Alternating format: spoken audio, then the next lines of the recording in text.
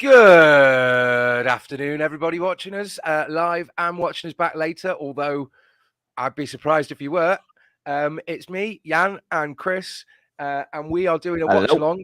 Hello. And we're doing a watch-along for the vital 6-point clash at the, I would like to say bottom of the table, but it seems to be half of the table, as Leeds are about to host Crystal Palace, who are about to kick off any minute now. And the big news is Wilfred Zaha is not playing. Anyway, Good afternoon.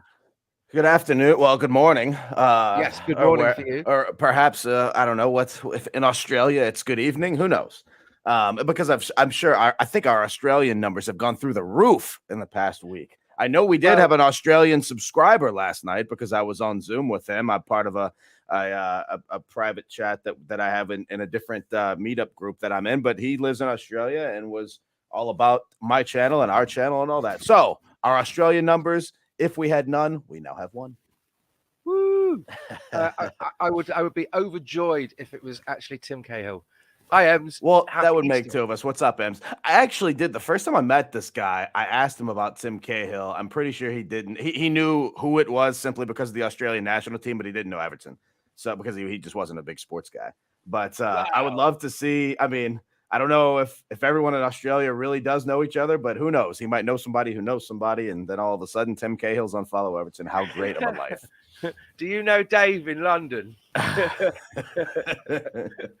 We do hope, if you're watching us, that you are having a lovely Easter. I know that there are plenty of different traditions out there. I got into a little bit of a back and forth. They're friendly exchange on Twitter the other day about the history of Easter and how it was Christianity being adopted by the Roman Empire, and how the Roman Empire liked to assimilate different cultures, and how Christianity then co-opted a lot of other holidays like Yule for Christmas and etc., and how Easter is based on Estra and Ostra, the periods of fertility, and with it being in spring, etc., etc. So that's where the eggs come from. So with that in mind, we do hope that you have lots of tasty chocolate eggs, because that is what Jesus died for.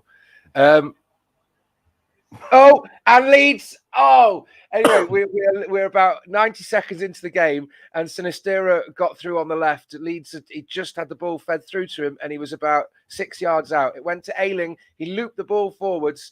Okay, hang on. Let's get this right now, because I want to say you're like 15 seconds ahead of me. So how do you want to try and do this today? Oh, that's okay. I don't mind. I want to get on the same page. I can pause and delay mine by about 15 seconds if you want. Oh, you had okay. I didn't know you had the pause capability. Okay, let's do. Well, hang on. You might not. Oh yeah, okay. You are ahead of me. I'm seeing the Sinistera play now.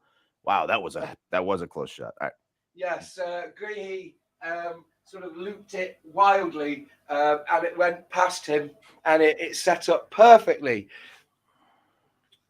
So, what time are you on? You tell me. What are you pausing it on? I am on 2:41. Okay, I'm at 2:10. As soon as I get to 2:40, I'll tell you to press play. We'll give it 1 second, and then we should be fine. All right. Beautiful, beautiful, bellissima. Don't tell Yann. I'm really gonna get 20 seconds ahead of him. Okay. It's between us, chat. Hi guys. Yes. Thanks everybody for joining us. You know, I gotta say, well, hang on, let me get there and then I'll tell you. Okay, I am on 2:40 now. Go. Perfect. Cool. All right, now we're in good shape.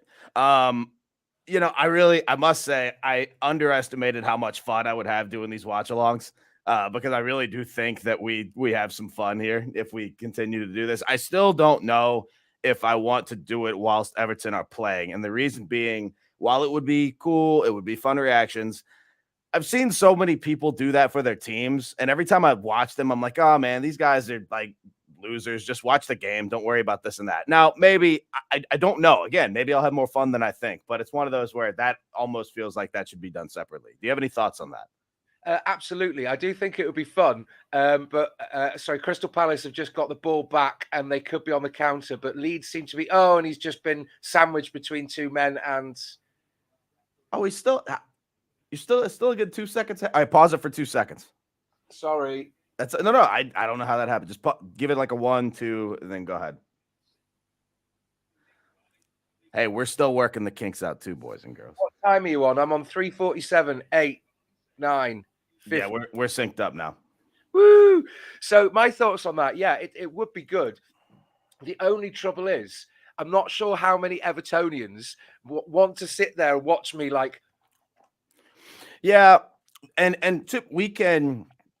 The banter will keep up to an extent because I will say I've been live tweeting during the games, and I get not thousands of responses by any means, but people are paying attention. So they're on Twitter during the game, and I almost think that it would be a little bit of commentary in the background, and people would enjoy it. I'm not denying that they would, but I don't know if I would get the full.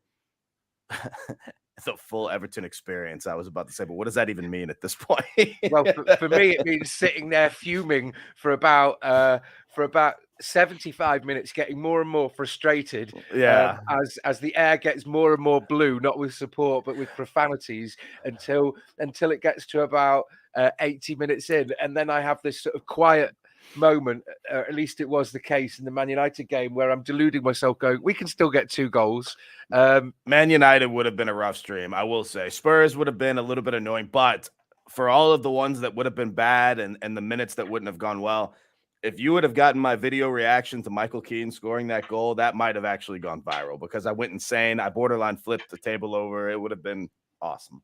But those moments are few and far between. But they are fun. Those are the moments we live for in terms of that sort of video and reaction. So one thing that we didn't think that we'd be seeing on an Everton stream is talking about decor, and the ball's just slid in. Oh, it's cleared. Yeah, right off the 6. Oh, sorry. Okay, Leeds were playing it down the left. Yeah, we're in perfect sync now. This is good. All right. Ayling, as per usual, is doing it well. It's been fed into, is it Bamford? No, it's not Bamford. Ayling's in the box and he's crossing it over at Meslier. Sorry, not Meslier. Johnston just poured it away. Sorry, our coverage so far has been very, very lacking. But Leeds, but it's Leeds and Palace, so who cares? Oh, I do have to point out what I've been waiting to start is we have some family that came and visited from Staffordshire. For anyone out there, they bring these Staffordshire oatcakes, and they're absolutely delicious. They're like pancakes. They're not like Scottish oatcakes. These are like savoury pancakes. All right, you'll have to teach me whatever you just said. You put bacon and eggs inside them and roll them up, and it's like, oh, delicious. Are you allowed to eat these things? What? You mean, have I got problems with my cholesterol or something? Look, no, that's not what I said. I just hear all the time about Ryan's dietary restrictions and others' dietary restrictions.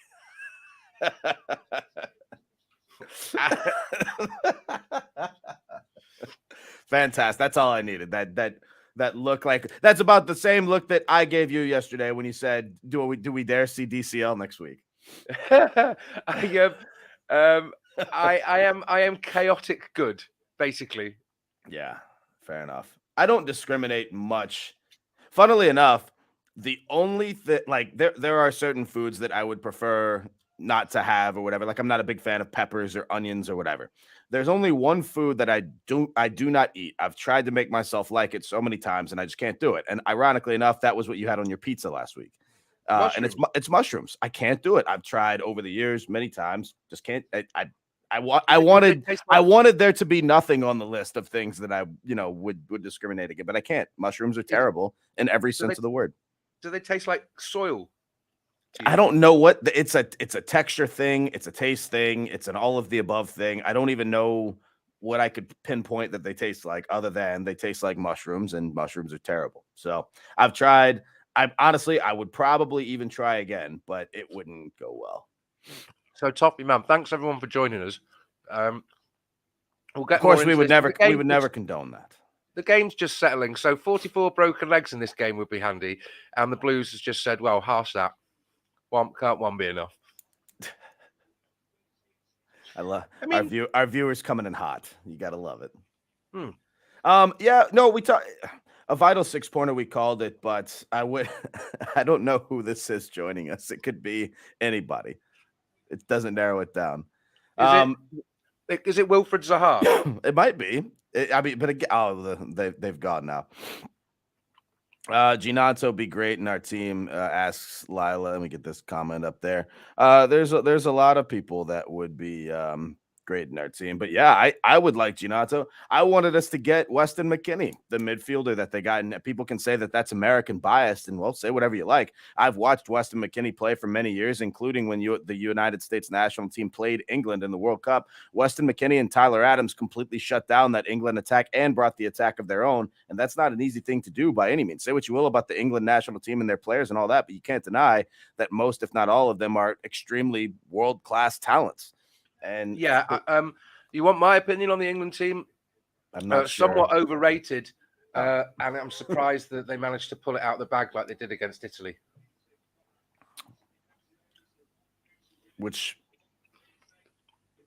Go on. What am I missing?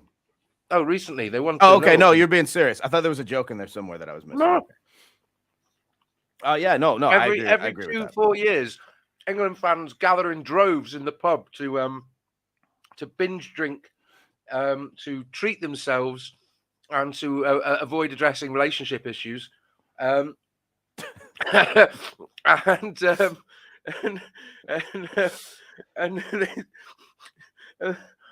they just go, oh yeah, we're definitely going to do it, and we struggle against teams like Sweden and Colombia, and just what fucking piss off.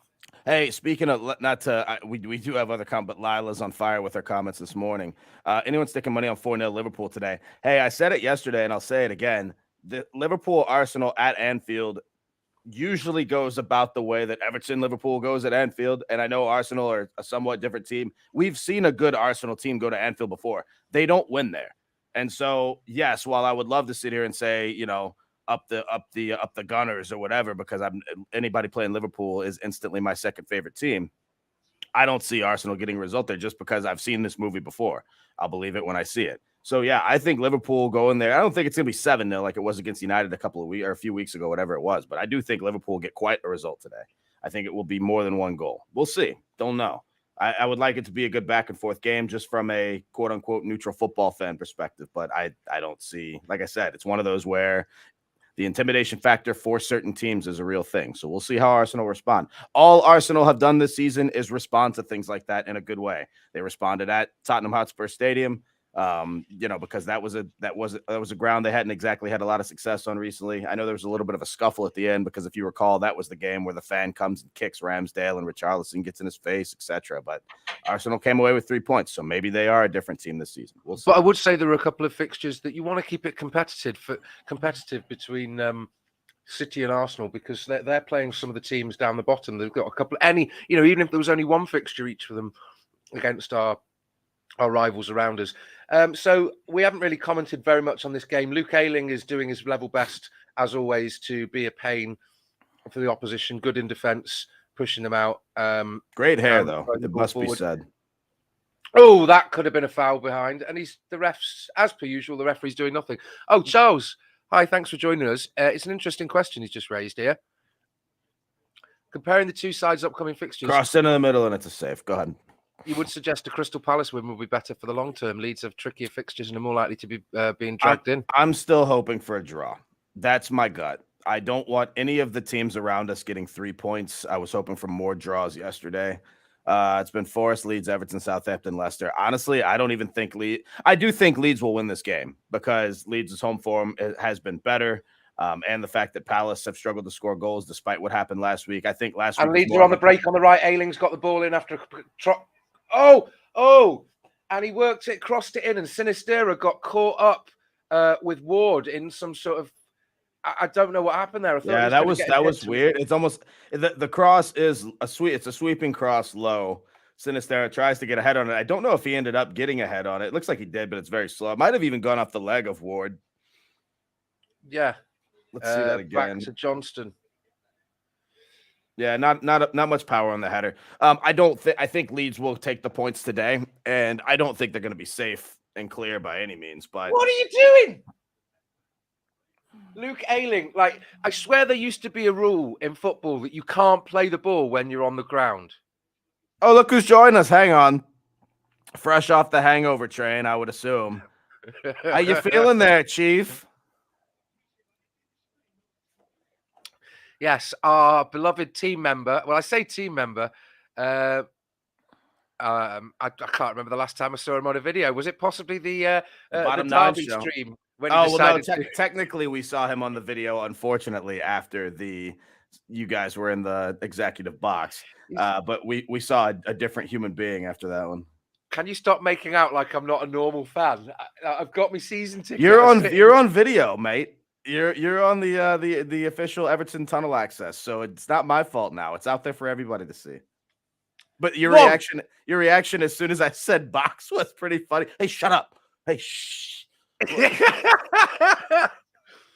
Look, what a wonderful experience. You know what? There's gonna be a broken leg here. There actually might, and there's not. They're letting them play. Look at Leeds are on the break now. Look like on the right side. Brendan Aronson on top. He's now. Oh, that's the one you call.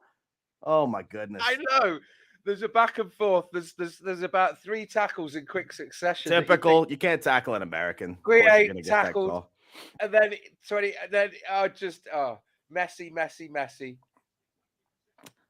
Aronson then just gets leveraged off the ball with Green's legs as he's taking a turn, taking a sort of a strafe to his right. Back to this real quick. It's between Forest, Leeds, Everton, Southampton, Leicester for the drop. I really do think very soon, even in the next week, well, especially if we don't get a result against Fulham, which we'll cross that bridge later. But I think that Leeds will be out of that particular conversation for the time being. One, because I do think they get the points today. What was that? Anyway, we'll see. Let me get the table pulled up. I know we all want to have a bit of a visual in front of us, and I'll get Leeds' upcoming fixtures pulled up as well.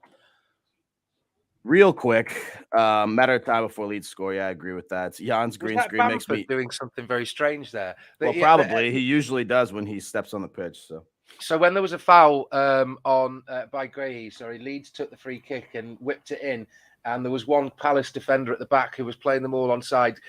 Bamford got to the ball on about 6-7 yards out and just jumped at it and flicked it out towards the touchline. It was the strangest thing. So as it stands, this is with Palace and Leeds both earning a point today. So take that with a grain of salt. But that puts them, Palace on 31 and Leeds on 30 points. So again, at this point, until we see results next week, all of these teams, with the exception of Everton, Forest, Leicester, and Southampton, all of teams above 17th are now 3 points clear. Most will be on the same number of games played, with the exception of West Ham, who had a big win, a massive win yesterday, especially given the fact that they were on the road, because West Ham that might have been their second away win this season. I'd have to go take a look, but they don't win on the road very often, second or third, whatever the case.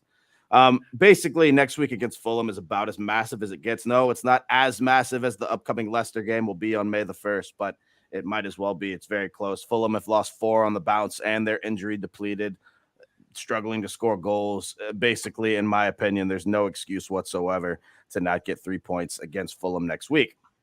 Makes that game. Although I was desperate for Fulham to get a goal yesterday, they look completely impotent and toothless. We have the ability to make those type of teams look world class, so I really hope that isn't what happens. Yes, unresoundingly, yes. But hang on, we've had good times. I've got to say, by the way, I am being slated, and it's not the first time it's been brought up that some folks are taking issue with my green screen because of the distance away I am, and maybe the fact it's not getting full. But I do need to change the picture background because, as you can see, it's Goodison at night. I don't know about you going to whether it's just football, whether it's English, whether it's particular to Evertonians because it's something sentiment that's shared, or whether it's just me and my dad. But Goodison at night, there's something special and magical about evening fixtures. Going to the ground. And it being sort of this haze around it as you approach and the floodlights and walking down County Road and picking which side street you're going to go, going down City Road and getting a chippy and going in the old supporters club and ordering a pint. And it's little things like I posted it on Twitter the other day, seeing my dad's glasses misted up on the table and sitting there and it being, wet and just going in and hearing sort of everyone all wrapped in. Absolutely. Yeah. It's the vibes. Mabsy, I believe, wants to join us. I've just said it to him. He's in now. Excellent. Hang on, I've got my dump button and my 7-second delay ready, so I think we should be good to bring him on. So we are well in there, mates. Hello. Good morning. Hello. Good morning. How are you? Or afternoon, rather. But yeah. We've had better weekends in terms of football, that's for sure. You were there though. How was the how was the atmosphere? The atmosphere was buzzing, and at the end of the day, obviously, it was disappointing and everything like that. But I get the performance-wise, but we were never expected to win the game, were we? Let's be honest. And I think it hit us hard because the performance was so lackluster. I mean, Pickford, my God. Wow. What a goalkeeper. Yeah. What an absolute goalkeeper he was. He stopped it being about 6 or 7-0, didn't he? And not only that, you almost feel like after his 4th or 5th worldie save that it's like, you know what, man, maybe we can actually draw some inspiration out of this and somehow not nick a win, but just hold it together. And then just nothing. No, Lila's predicting 1-0 Leeds. It might be the delay between. I'm thinking it is Lila at Elland Road because Leeds have got oh no, maybe it's because we paused it for 30 seconds. Yeah, we Leeds definitely did. Corner, hooped it in, goal, header, far post. Excellent. Get in there. That's a great header. That. I'm not watching the game, so to be fair, support. Yeah, it's all going about as predicted. Leeds have been completely all over them from the start. Yeah. Again, you just need Palace to pull someone out. Draws do eat good for us. Yeah, but Palace, with the exception of last week, I know it was a little bit of. I don't know if it's the bounce as much as Leicester being a complete trash excuse of a football team. Palace do win that game 2-1 last week, but other than that, for the last 6 weeks, Palace have not only not been able to score a good goal, but they've barely been able to put a shot on target. And for the first 20 minutes, this has been the exact Palace that we've seen. Roy Hodgson doesn't exactly put tactics in play to make you score goals. So I think Palace have more of a chance of being dragged back into this than a team like Leeds do, because Leeds have actual goal scorers and Palace just don't, especially without Wilfried Zaha. If Zaha's out for the rest of the season, Palace are, I'm not good as down, but might as well be close. As we were talking about have done in previous videos, Everton seem to be lacking a consistent press all over the field when we don't have a striker that knows exactly what they're doing and is a constant threat. So without Zaha up there to have his presence, from the fact that he can turn nothing on the edge of the pitch, the touchline, into suddenly the ball's going into the box and being fed to somebody. Just to recap, that corner there was right-footed from the right side, swung in. Nobody was going towards it at all to challenge from like zonal or post marking from Palace. Bamford ran from the left side of the box into the right past the sort of penalty spot. It landed perfectly on his head, or he headed it, met it perfectly, looped over everybody and nobody, and just went into the side netting just inside the far post. It was perfectly placed header, a very good cross. Leeds deservedly 1-0 up. Oh, do you want to see what birthday cake I got? Can I just quickly show you? Absolutely. Happy birthday to you. Happy birthday to you. Happy birthday, dear Mapsy. Happy birthday to you. Nice. 21 today. Cool. 21 today. 21. I fucking wish. 21. Handbags. Jordan Ayew's having a bit of a touchy-feely with Weston McKennie. Oh, no, it's not. Sorry, it's Schlupp and is it Sinister? No, Rocca, sorry. So Palace, by the way, next week will go to St. Mary's and face Southampton. And yes, unfortunately, that means that one of those will get points, but the counter argument is one of those teams won't get points. So Southampton, hopefully. Is that hopefully though? Because Southampton after yesterday might as well be as good as down, you would think. So it's almost like I kind of want Southampton to get points. I don't want to get 3 points either. I'd rather a draw for sure. But I'm saying if we were to pick a winner, quote unquote, I would rather Palace get dragged back into this, in my opinion. Yeah, you have birthday wishes. Oh, cheers. Thank you very much. Happy days. Thank you. Thank you all your birthday wishes. But Yeah, no. I mean, to be fair, United kind of spoils it, but fuck it. Everton all spoil everything, don't they? To be fair. Palace seem to have a bit of possession on the edge of the Leeds box now. Ayew looped it in. Somehow it went to nobody, and it's come back to Palace, and it's been crossed into the right, and it's going over for a Palace corner. I mean, we're not doing very much coverage. Look, you've got a fan here. Oh no. Thank you. Get in there. Well, what can I say? Unfortunately, I'm taken, but there we go. Unfortunately. Lila is undermining our coverage here, which admittedly is quite poor, of the Leeds Palace game. And yes, Palace hit the post. It came in. Schlupp was in the middle, about 4 yards out. Lila, do us a big favor. Pause for about 10 seconds. It was a right-sided corner, left-footed take, and Schlupp's just leant down rather than go for power. He sort of placed it, and it just he squatted as if he's teabagging the penalty spot. And good morning, kids. Yeah, you've got such wayward words. To be fair, yeah, teabagging. Wow.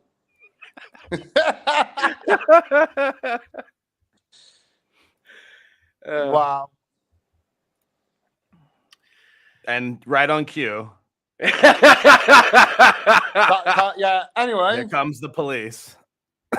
We have had Dave Weston on a couple of times. Lila, if you do, James is saying get Lila on the stream. Yeah, we are more than welcome to have some of our. We are more than happy to have some of our regulars on there. All you've got to do, they have to pass a rig. Oh, go ahead. I was going to say they have to pass a rigorous test, but really, have you seen? All you've got to do is drop Ryan, me, hell, even Chris. No, I won't burden you with the admin side of things. Just drop us a message on Twitter. There I am there. My handle at Yandalf1. You can search for me, Yandalf the Blue. I'm not actually changing my surname, but there we go. And we can set you up with a link if you ever want to come on for a midweek chat, a watch along. More than welcome. Why does Ryan keep bobbing in and out? I'm not really sure, because it didn't seem like when he. For those of you who can't see, we have a backstage area in here where we can see if anybody's trying to jump in, and Ryan keeps trying to jump in, but it's one of those. With the name. Yeah, and he jumped on, and it seems like his internet was fine, but then he kind of just gave us a look and then left. So it was weird. So I don't know. I hope he's feeling better. Charles Stevenson going to join us one day? That would be nice. If you're still here, Charles, you are more than welcome to. I know you keep yourself a bit anonymous online. Oh, and a tackle's just bounced off, and he's been. And his Leeds player has sort of shielded the ball. I mean, I don't like. I get that this is a foul. It's just very clear that he's not looking to do anything with the ball. He's only looking to go down. It is a foul on the outside of the box. He draws in the contact. I don't like that part of football. Is that Firpo, where he's just sort of? I know it's very easy. He's swung his leg in front of the ball, planted it down on the ground as he's already leaning off balance.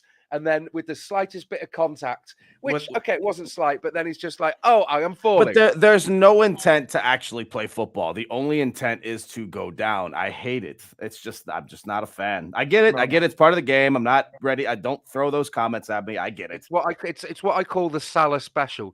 It's one end of the pitch. He can hold off two players fully and push them away. And yet at the other end of the ball, when you say he's protecting the ball, he only just got it, but he hadn't really played it, and he swung his left leg in front of it about 2 yards away, and that brought his momentum out, and then he's already going down. It's just cynical bollocks. And if you're a big team, you get the decision. It's curled in. That's a great save. That might have been going. If it was going wide, it was going slightly wide. But I think a save might have needed to be made there. Let's have a look from this angle. Oh, no. It might have been curling in off the post. That's a great save. Everton have offered Moussa Dembele a 3-year contract, however, conditional on their Premier League survival, according to Mr. Stevenson. How about that? Well, that'd be interesting if that's Not to sound cynical. That's one of those. I don't mean to belittle what you're saying, Charles, by any means, but that's one of those where I've heard this before and I'll believe it when I see it. But like Everton signing Zaha and Leeds had a corner from the left, and it again was very well placed. Yeah, it's all Leeds this half. This kind of looks very similar to how United were yesterday in terms of peppering with shots. Possession numbers are somehow 51-49 in favor of Palace. I don't know how, but do you want to know how? Because a couple of years ago they completely changed how possession was worked. It wasn't done with time on the ball. It's purely a statistic, a percentage statistic worked out from the number of passes. Really? Yeah. Wow. Every day's a school day, boys and girls. Yeah, it really is. And it's Easter Sunday, and we're still learning. That's right. Well, in nomine Patre, Filio, Spiritus Sancto. Sorry. The looks I got there. I'm sorry. Are you not familiar with the Latin liturgical? No, never mind. No one said I was blaming anybody. I'm saying I don't like the element of modern football in that aspect. I get that it's part of it, though. We're just being contentious. We've got to have something to discuss because we're watching Leeds and Palace. That's what we've been. That's what we have now resorted to. That's the state of Everton. What a life! Just before, obviously, on the whole Everton watch along thing, like watching Everton games. There's so many cop-outs do it, and they do get a lot of shit for it. Yeah, right, but okay. here's what I don't disagree with that, but again, some of them are fairly terrible at it, whereas we would class up the joint, obviously. But what I will say is, for all the ones that get shtick about, oh, you're not from Liverpool, and you're still, well, guess what? I'm not from Liverpool, and I'm a fan too. So, aren't you not? Yeah, I know, right? Knows Yann. Yann's the one as well. To be fair. I don't always jump on that as the first rate slight. I've lived in multiple L postcodes. Leave me alone. Yann. Don't make me defend cop-outs. What's the matter with you? Making this a horrible start. What the hell have I become? Jeez. No, right, but no, it is. I can see the point. I mean. I've taken it upon myself just for a second. If you guys can manage the commentary, I'm going to change my background because I've had too much shtick off people. So that's you just give in to 2 or 3 comments in the chat, and all of a sudden you change. It's frustrated me. Yeah. What it was is I think it was like a corner that's not green screen. I can't wait till one of them says, "I hate your hair. You should cut it," and then all of a sudden you're like, well, "I don't like it anymore." Oh, well, that's not going to happen. Yeah, do full on Brittany.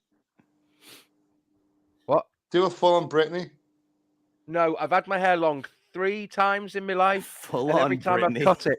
Well, I've cut it a couple of times and donated it to charity. And although that's a lovely thing where they do that, the wigs and stuff for kids, I do regret it. So, you're not going to mock me for giving away my hair. Hang on a second. I don't want to hear anybody in here pretend like when Richie used to do this, we all said, "Come on, man, this is getting a bit ridiculous." Palace have got the ball on it, just gone into the left of the box, and I've done absolutely bugger all with it. And it's just a shot has bounced back off a Leeds defender. Ayu's got it, and Leeds are defending quite solidly, not looking panicked. Yeah, Ryan makes a good point. So this is where we've got this uploaded here. Me in the director's box. We have a couple of others as well. I don't know if he's put up the one with where you guys' view from the box or not, but that's the one I'm using on my dailies now, which is really cool. Well, yeah, I think that's inside the box, isn't it? What's that, Mabs? Was that inside the box? That one? I don't think so. I missed it, to be fair. I'm a bit behind. There must be a natural lag on my. Oh, that's a close header. That Palace missed by about maybe about a foot or so. That's easily their best chance of the game, though. So Palace showing a little bit of, not promise isn't the word, but at least they're not just going down quietly, because for the first 30 minutes or so, they really didn't have much of a fighting chance at all. But this is still Leeds United we're talking about. They're not setting the world on fire, but they have looked better for most of this game. Excuse me. I think defiance is a better recently. word than danger, because they're not just capitulating and surrendering. And well, Leeds put 3 in the back of the net at the Molineux against Wolves. It was a big road win. They looked up for it against Nottingham Forest last week as well. Obviously, against Arsenal, that wasn't the case. But they put 4 in the back of the net against Wolves. I forgot they scored another after the red card. But Leeds have won, 2 out of their last 3 with a draw before that. They're not exactly looking like a bottom team. I don't wear white socks. I never wear white socks. What? Sorry, Peter's just reckoned that I wear white socks.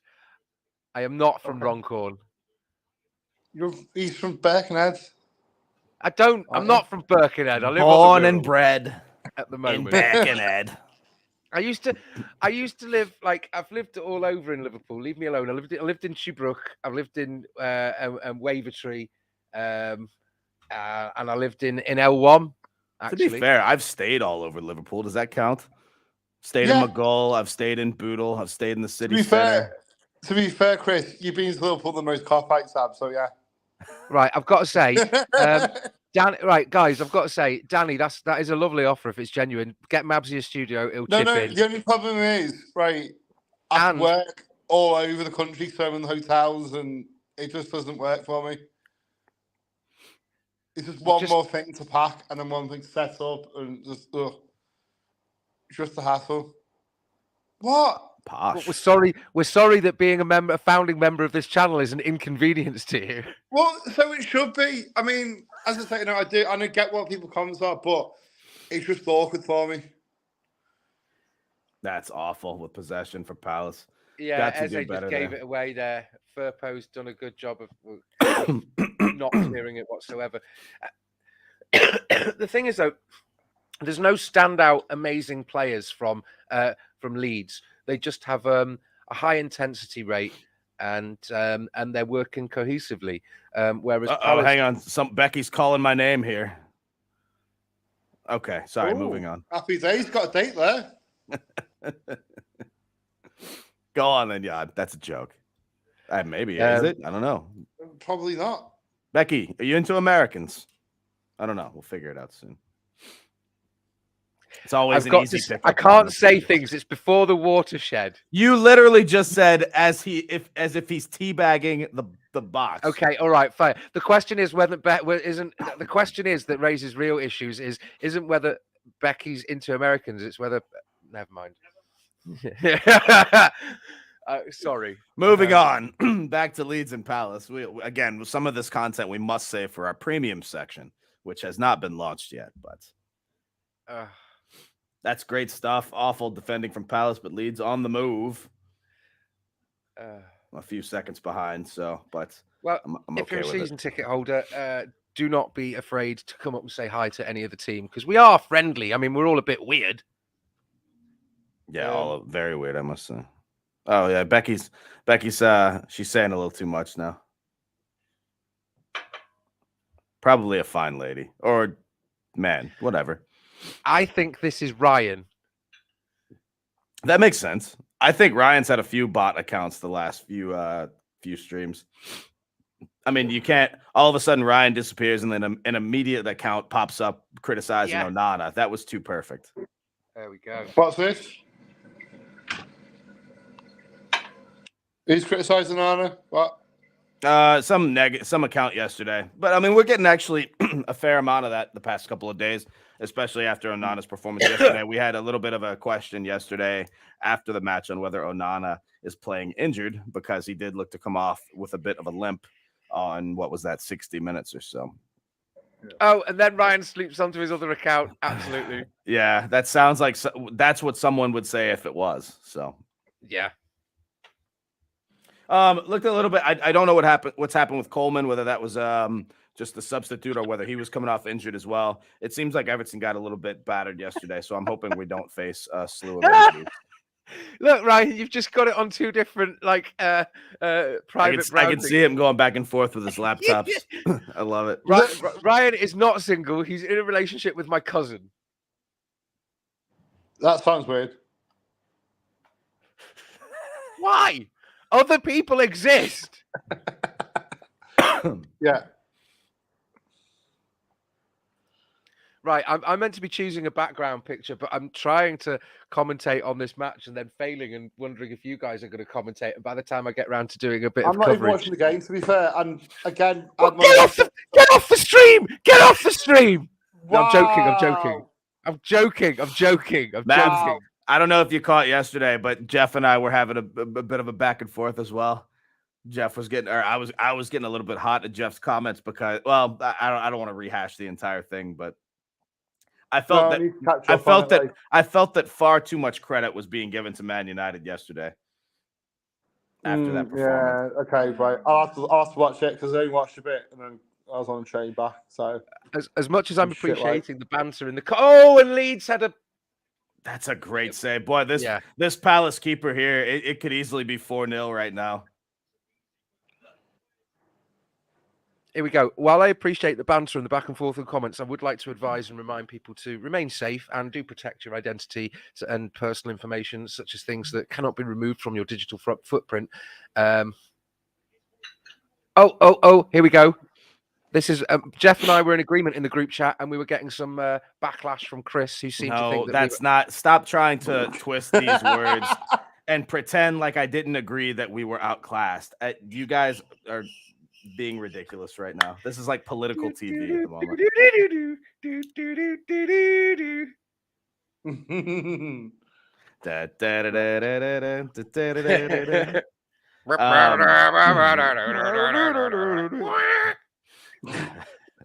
Someone's getting sacked. Actually, I think I'm getting sacked in the morning. Stevie Cooper. I'm surprised we haven't heard. I know they came out with a quote unquote vote of confidence for Steve Cooper, but I'm surprised after yesterday's performance that we didn't hear more because Forest were not in that game really at all. So I guess just one more game. It shouldn't have mattered much. But yeah, people were clamoring for a Chris versus Jeff boxing match. And I got to say, Jeff, if you're listening, we could sell a lot of tickets to this. Oh, it would be quite good. Yeah. Me and Jeff are about the same age, so that would work out well. To be fair, though, he did clash with the other one, didn't he? That's what I heard. He even mentioned that in the comments. I think he said something like, I'm the new that person. No, you're definitely not. You're definitely not that person. We hope not to see you on a unicorn in the streets in wherever he's fucking from. Probably not. Car, I would take the under. Red, is he from Red? Wow. Okay. Well, yeah. He can't even live in blue car. He lives in red car. What a bloody.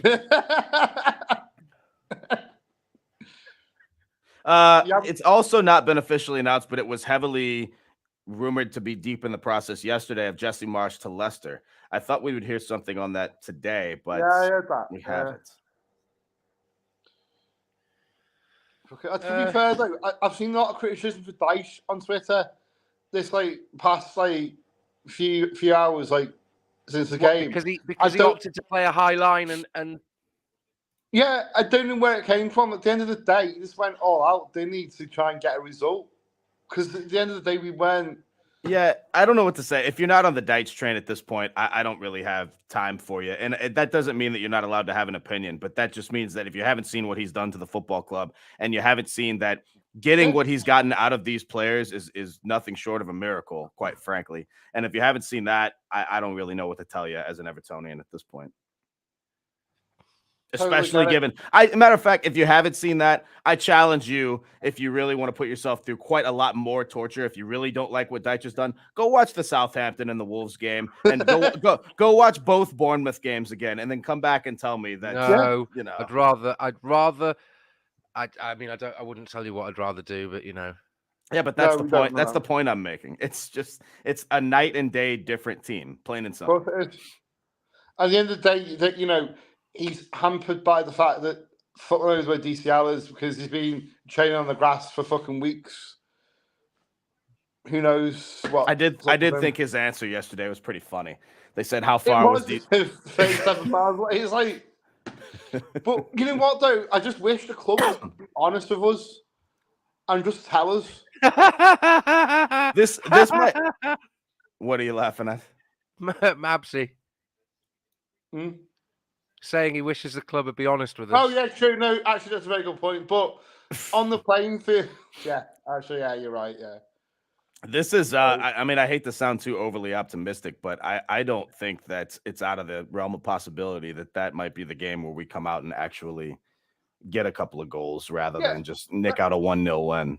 Fulham are there for the taking. There's rarely been a team more there for the taking than is Fulham right now. It reminds me of a side like Leeds were last season when we went in and battered them 3-0 at home. Like Fulham right now, I don't care what their position in the table. If you've watched Fulham play the last 5 weeks, Fulham are more than there for the taking. They're not a good side right now. It's quite easy to see what Dyche is actually doing. To be fair, he's concentrating on the home games more than he weighs. And they're the winnable ones. You know what I mean? I'm not saying he's writing them off. He's not, but he's just concentrating on the home games more. And again, that's not a bad thing. It depends on the opponent, Mabs, because I'm not going to say he didn't concentrate on games like Forest and Chelsea where we drew 2-2, but especially the Chelsea game. But I agree. In terms of Old Trafford, he wasn't. While there were subs made to sort of go for the game, it wasn't like we were going to throw the kitchen sink at it by any means. No. And it is refreshing to actually making substitutions and not leaving it to like 80 fucking minutes. Absolutely. We made a sub at halftime. We made 2 subs on 60 minutes. That, to me, was more of a breath of fresh air because it just shows he's willing to adapt rather than just staying stubborn. Hopefully he learned. I think he doesn't want to say it. He knows he made a mistake at Forest. He doesn't have to say it. It's been proven. But I do wonder whether... that's in the back of the net. That's 1-1. Yes. Let's keep... Full time now, please. Full time now. Can we have full time now? How? I don't know. There's not much celebration, so I'm kind of wondering if he thinks he might be offside. I think he might be. We'll see that. That was a weird... Hang on, let's have a look. Nobody's offside on the initial clearance. That's a fine play right there. It's a weird... It's like a double... Oh, my God. I have to see that again. That is a weird... It was almost like a clash of heads to get the ball. I don't know if he's... I can't get a good angle on whether the goal scorer was offside. Okay, here's a good one. They're showing the VAR now. It doesn't look like it. Guys, I hate to keep saying this. This is going to be one where it depends on who's in the VAR and who's drawing the lines. Isn't it? Like a toenails. Like... If he's offside by this. But again, that cannot matter. It just depends on who draws the lines and where they draw it. You know what, though? I don't get that, though. How is that clear and obvious? Oh, I don't. It's not. In no way, shape, or form is this anywhere near clear and obvious to be overturned. Having said what I just said, it wouldn't shock me if it was. Yeah, it won't. It won't. But my point being is what they need to do with VAR. If they're gonna do this, which they have been doing for years, right? Fucking remove the clear and obvious bit because it's fucking not clear or obvious. That's been given. It's a goal. It's 1-1. Happy days. Brilliant. So that should be the last. I mean, that was there was 1 minute of added time, and that was scored on about 45 minutes, 45 seconds. So there won't be much else in this first half, one would think. What a weird bounce that was. Of course, Palace will take it, but it comes off. Two Palace players go for the header, and it comes off kind of the back of one's neck. I'll take it all day long. Just one of those weird ones. Referee is allowing Leeds to at least kick off and go down the right side. A little bit of possession, but that should be... Well, I don't know. Here comes Luke Ayling with down to the corner flag at least. It looks like they'll allow him. He goes down, and that should be a foul. Not been given, but it's exactly the same thing that we just talked about in terms of shielding the ball and going down. So gives the foul when he wants to, I guess. All right, first half, 1-1. We are at halftime. Yeah. This were in America, it'd be a halftime show. Would you like one? Yeah, go on. Well, too bad. Not this week. Our halftime show canceled. Bad beat. I don't know. I have set I've got some funny comedy skits planned for this week and next where this is obviously the regular microphone I use, but I've got this green screen back here, which I'm going to put a couple of cool things on. And here's my game show host microphone that I've got planned for doing a whole bunch of cool stuff here. So I don't want to spoil too much, but we've got some funny things planned here on Follow Everton. So stay tuned. Even I don't know what. So Chris. Yes. I would like your opinion then. I'm gonna. Oh Christ. I'm looking through some of the pictures that I've got here. Okay. And I'm going to cycle maybe a couple of backgrounds here, see what you think. Now, What about? Trust me, Wazzo. If I had Beyonce lined up, I wouldn't be on this stream. What are you trying to say, Chris? Oh no, I think I said enough. Probably too much. Wow. Go on, Jan. It's okay. I mean, you can talk about. Wow, I don't even know what to say to that one, but go for it. Well, yeah. I mean, let's have a look at this one. Thanks, Dave. We appreciate that, buddy. Thanks for tuning in. Let's have a look. There we go. What about this? What's that? That was from 2009, a trip to Wembley. Right, okay. All right, a negative memory. Okay, go on. Or wait, depending on which game that was that the semifinal or the final? Semi-final. Okay, a positive memory. The reason, really, one of the main reasons I got into Everton. Well, I wanted to put a picture of inside Wembley with my dad sort of here, but then that would be a bit weird, wouldn't it? No. I mean, it's your background. What do you mean? Yeah, do whatever why you is like. that weird? All right, okay, then I'll be doing that then. Let's do it. Let's go for it. All right. All right, sorted. Well,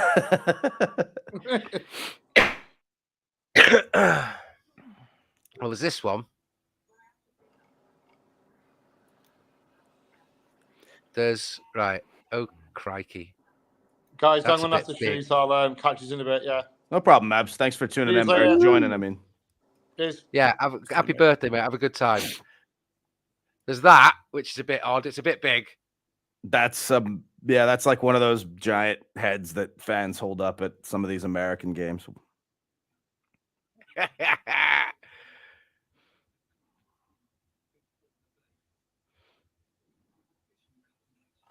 Again, I think this one's going to be a bit big. That is comically big. I'm not gonna do this one. And he's there again. Yeah, that was. I didn't see that game live, but that was when Tim Howard made those 2 penalty saves against United. That was one of those where it's like, okay, I'm at least going to jump on board and learn a little bit more about the club because I wanted a Premier League club back then, and it was really a friend of mine back home that got me into it. I don't remember the first game I watched live because, again, this was back when only a couple of games were being shown live on TV here in America. And so it was probably just a random regular season game when Everton were playing. I do have like my earliest Everton memory of watching a full game and having a memorable goal and an unbelievable reaction, basically jumping so high I'd probably put a hole through the ceiling, was the 2011 FA Cup against Chelsea at Stamford Bridge.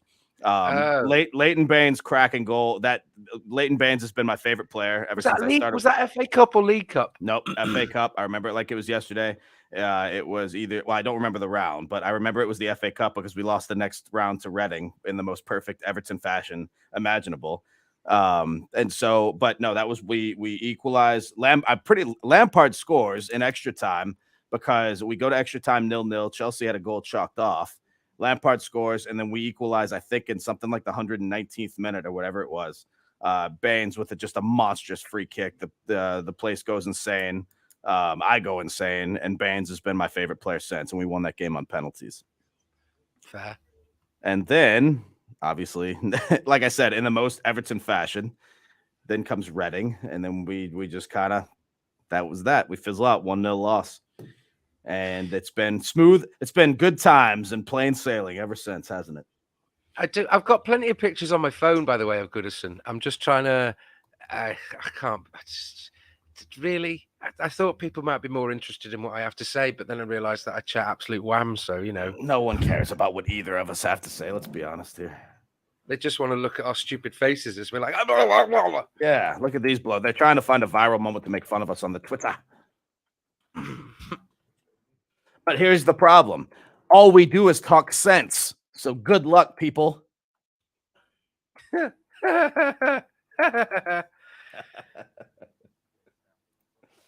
mean, that's a lovely fit picture, but I don't know if it's going to be because am I going to get in trouble if I don't actually use if I don't use a public? You know what? Who's going to care? I don't know. I think we're good for now. If we were to face some kind of nonsense, it would be much later. That is a beautiful picture. That was the FA Cup 4th round proper. Was that, and it was actually a replay because the original, the first match was 1-1 at Goodison, and so it was a replay. And then Ashley Cole misses the penalty, and then I believe it was Jagielka. Yes! Yes! My favorite player, Leon Osman. Just like, not only that, a lovely guy. Yeah, Leon Osman's great. It depends who you grow up watching. You know, when are you born, Chris? You're about 90. 1989, late 1989. There we go. I was born summer of 87, just weeks after we won the league in 1987.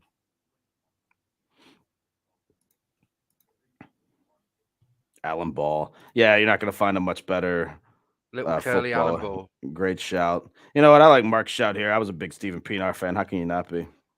Yeah. Timmy Cahill, another great shout. Ryan, I don't know what you're speaking about. I'm assuming it's backgrounds, but I'm not sure. Get in there, the Blues. Yeah, I've got a couple of Bainesy shirts. You know what? I was actually going to ask you guys. So I'm big into retro Everton merch. Look at this guy. Can you say Mr. Ego? I mean, look at this. Just gotta be bigger than everybody else. Ridiculous. Oh, just so you can see. Just ridiculous. Now that actually looks boss. I like that. Yes. Great shout. Yeah, making a mistake, by the way. Let me know when he apologized for the other 3, 4, or whatever it was. You talk about a joke. Yann, you watched that. Oh, no, you didn't watch it live. We were watching the other games, but we didn't have Brighton Spurs on, but you saw it afterwards. What do you say? It's corrupt. I don't want to be that guy beating that drum every week, but I mean, we continue to see more egregious things with VAR every week. Yeah, Mark. Okay. I just want to touch on this as well. I think I mentioned I was about 10 years old. When my or 11 or something like that, I think, when my dad picked me up from school and told me that we'd sold Duncan Ferguson, and I cried. I've always been a soft cheese. But yeah. Oh, the ticker. Yeah. So what do I think about that? It's ridiculous. I mean, the standard of refereeing yesterday was appalling. I kept saying it. I can't even begin to tell you what I thought about it. It was a whole combination of poor decisions, of disallowed goals that you're thinking, like, well, it was not just that, the Everton United one where they don't look at whether it would have been onside or offside, and you wonder where they draw the line sometimes. It's just, you know what, I'm my blood pressure, I need to Goose Fraba. Huezo.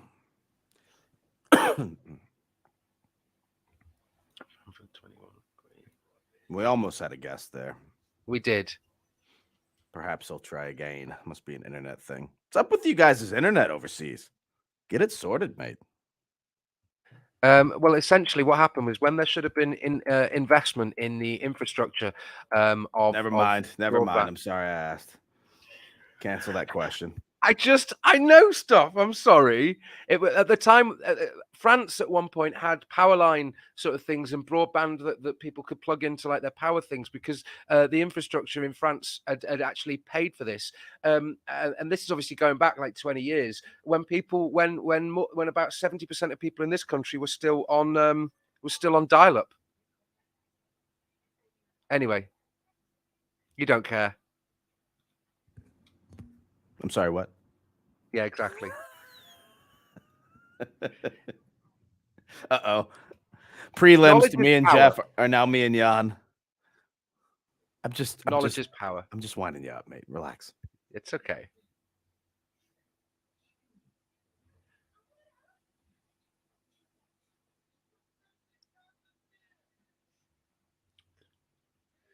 I didn't realise that. I didn't realise, by the way, that Chris has updated the ticker with the score. If I'd have seen the other score, I would have been on it. I just had the lineups there for everyone. But there you go. I've updated the score and the goal scorers with the times the goals. Yeah.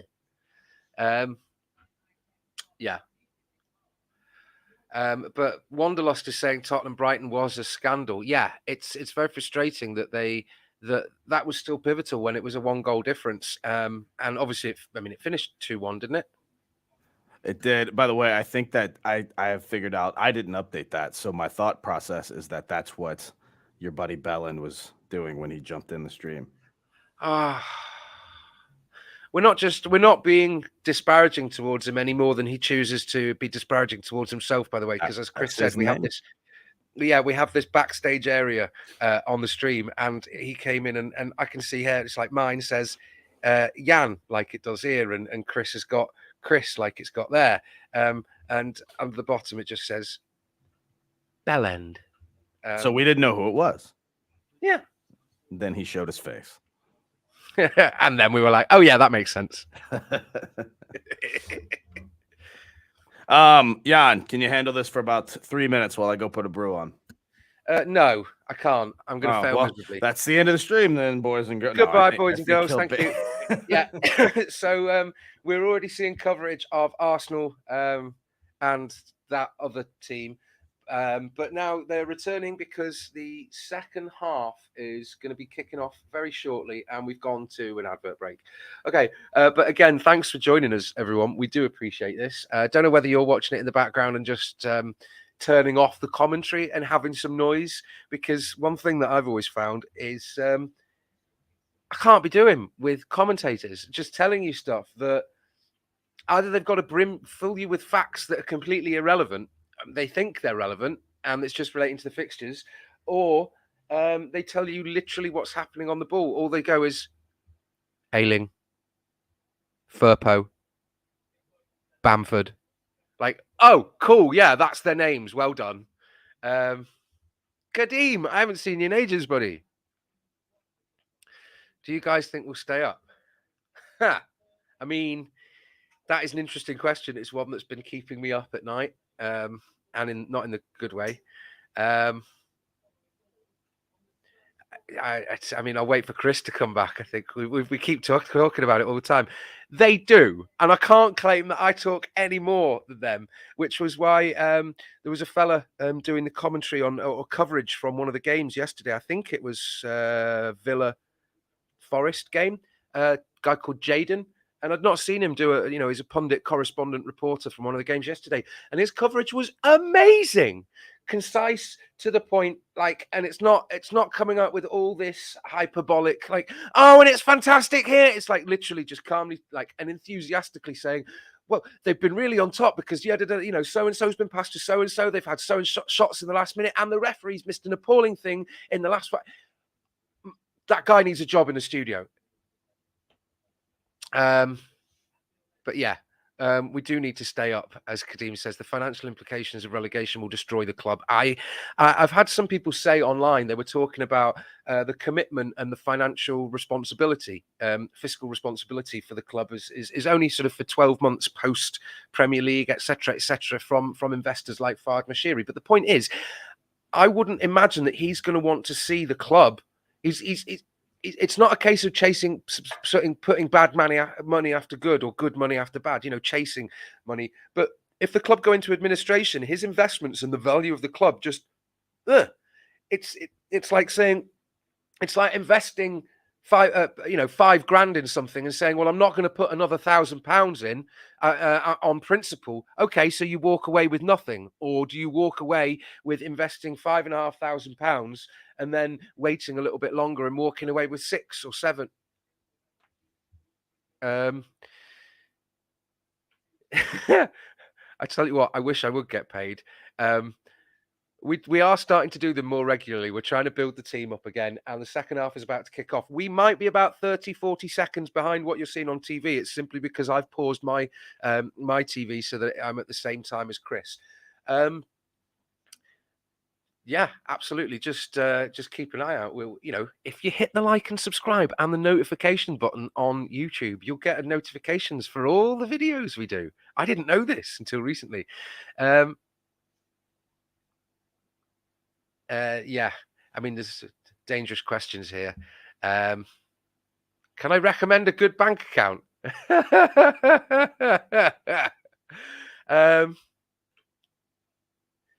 Personally, the cooperative bank, because they do reinvest in ecological and humanitarian issues around the world. That's just my preference. They've no history of investing in like Huntington Life Sciences, animal testing, oil. But that's just me. Wes? Oh, Wesy D. Give us a thumbs up. Do you want to come on? Hey. Hi, Dave. How you doing, Yann? I'm all right, mate. How are you? All good, mate. All good. But a bit less down from yesterday, but he didn't play very well, so it is what it is, isn't it? Yeah. I mean, I don't really know what else we can do apart from just put it behind us and move on. Yeah. You're very welcome, Kirsty. And Palace seem to be. Are you watching this, by the way, Dave? No, I'm probably going to be quite behind you, so that's all right.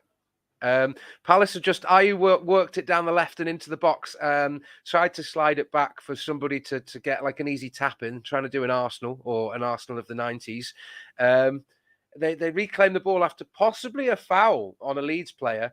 No referee's decision. It went forward to Ayew. He just brought it into the box, and it came off Ayling for a Crystal Palace corner. It's swinging in, and it's cleared. It hasn't beaten the first man, and it's gone back out to Eze on the left. I think it's Eze, who's lumped it back forwards to the right. Firpo has made a mess of that. Yeah, anyway, sorry about that, Dave. That's all right, mate. So no point in me watching it anyway if you're... Oh. Palace No, scored. it's okay. It's no. Palace lumped the ball on the right, and Schlupp went in to dive for a cross ball. It was one of those that you consider a hospital ball if it was between two players with their feet, but it got lumped forward towards the edge of the 6-yard box. Schlupp went in for a diving header as Meslier was coming out for a punch, and they just sort of collided, and it looks a bit of a mess. They're both up. They're all right. No broken legs. Sorry to disappoint. Oh, well. Yeah. No, every cloud. But I mean, this is the perfect result for us, isn't it? 1-1. Yeah. Whether it stays like that is a different kettle of fish, because both defenses are proper dodgy when it comes to set pieces. I mean, we could really do with playing them both. Well, maybe not, because the 6 points. I mean, I don't know what do you feel about, Chris and I were talking, and I think maybe Jeff and I were talking. What do you feel about the argument that it's maybe better to not play the teams around us as much as other teams? Because although you might say that they're easier games, we've still lost against them. Look at Bournemouth spanking us over 2 games within a week or so. And do you think that it's better to play against top teams? Because if we do lose or drop points, we're not actually dropping points to our relegation competitors. Do you see what I mean by that? Yeah, I get what you're saying, but it's always better to be playing the teams around you so that you can get ahead of them. If you get points against them, then you're going to, draw away from them. You don't want to be playing the Man Cities and the Arsenals and, the Man Uniteds at this stage in the season. You want to be playing the Leicesters and the Crystal Palaces and the Leeds. I mean, there was no chance we were going to do United 7. Sorry. Could you imagine? Who done that? No, I don't know. It was just a hypothetical number, Oh, that was... Yeah, I don't know what to make of that challenge.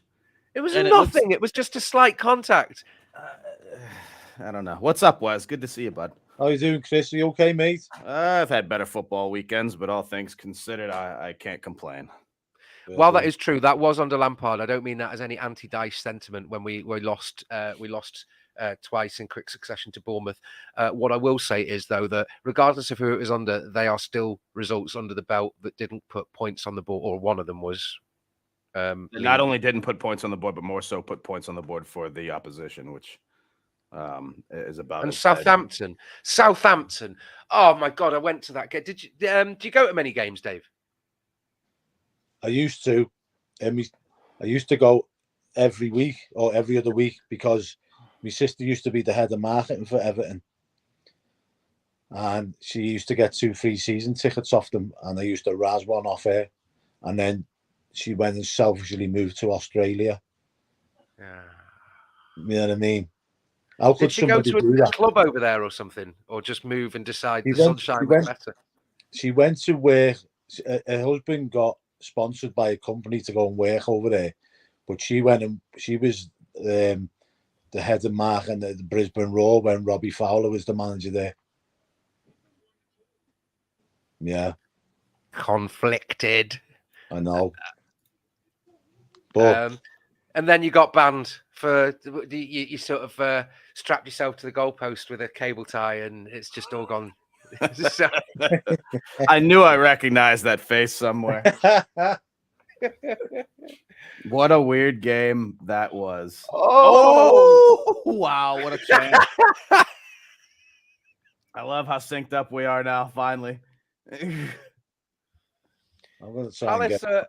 Palace are showing some intent there. It just fizzed right across the goal, and if somebody would have been there, Some sort of tap-in merchant. and I'm going to mute people if they keep spoiling it for our viewers. And no, sorry. It looks like I suspect that Palace could have a chance here coming up. They're looking like they've got some intent. And Elise has curled it in to Ayew.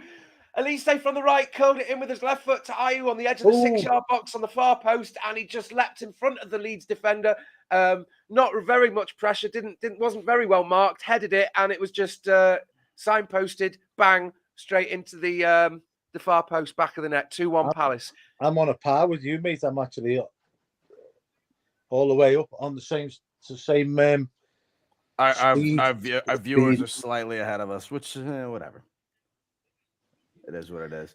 Well, I could be a minute ahead, but I decided to pause it so I wasn't ruining it for. Yeah, we're a team players over here, boys and girls. This was something I didn't expect, so I'm a little bit shocked right now, given how. I mean, what a turnaround from Palace. For the first 30 minutes of this game, Palace didn't belong on the same pitch, and they've turned it around. It's a case of one of them, though, lads. Would you rather have a load of teams down there with us, or would you rather have teams who will pull away and leave?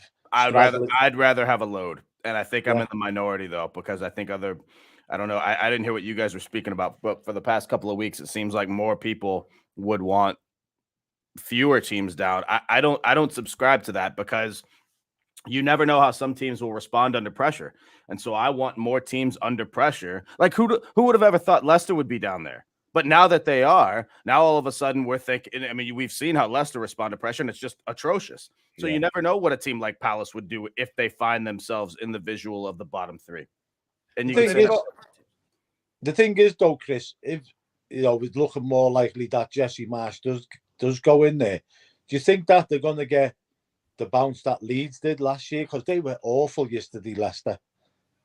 Leicester have been awful for about a month, particularly last week against Palace, but especially yesterday. I've seen so many bad Leicester performances the last 6 weeks, and yesterday was shocking. Yeah, I couldn't believe what I was watching. At no point, almost no point did they threaten. Iheanacho had one chance in the second half, and that's the only time I could think that they threatened throughout the entirety of the match. And again, they're at home playing a bottom three side in Bournemouth. So what better scenario can you come up with to have a bounce back performance? It's not going to get any easier. Next week they go to Man City. They might lose that game 7-0. Yeah. I mean, it's going to get ugly. And they do have a couple of friendlier fixtures, I guess. But again, it's not going to get any more friendly than it was yesterday.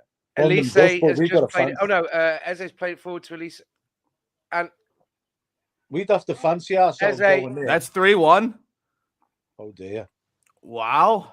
Nobody's seen that coming. Well, actually, Lila and Mark did. I wasn't looking. I was The- avoiding the the, chat. The Roy Hodgson effect, eh? You know, I can't say anything. I said that they wouldn't score goals, and I said that this was a horrible appointment. All they're doing is proving me wrong. What a turnaround in this game. Stunned at Ellen Road. I don't have the sound on, but my guess is it's stunned silence at Ellen Road.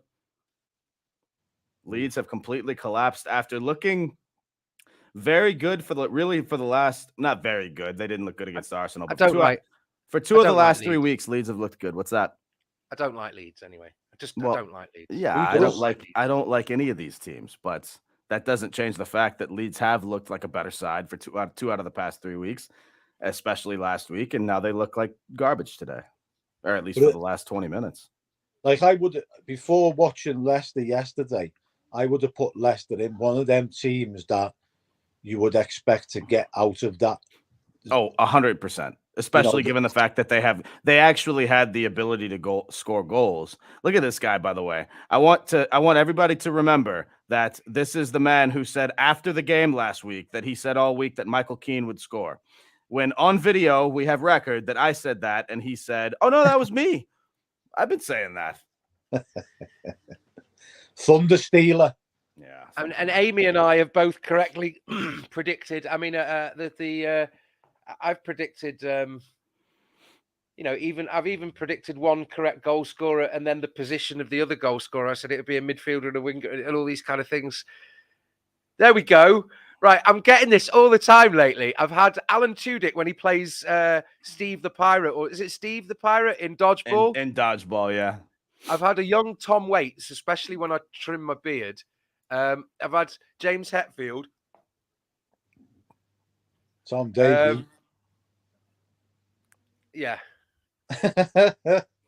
I even get a jokey. Oh, look, it's Tom Davies. Yeah, but I know what you're thinking. Who's joking? Yeah, who's joking? A quick look at the table as it stands at the minutes, if I can get this pulled up. So Leeds remain in 16th, where they started the day on 29 points. Goal difference is quite different from ours, so they still do have a 7-goal advantage. This is updated with the 3-1 score if it stays the way it is now.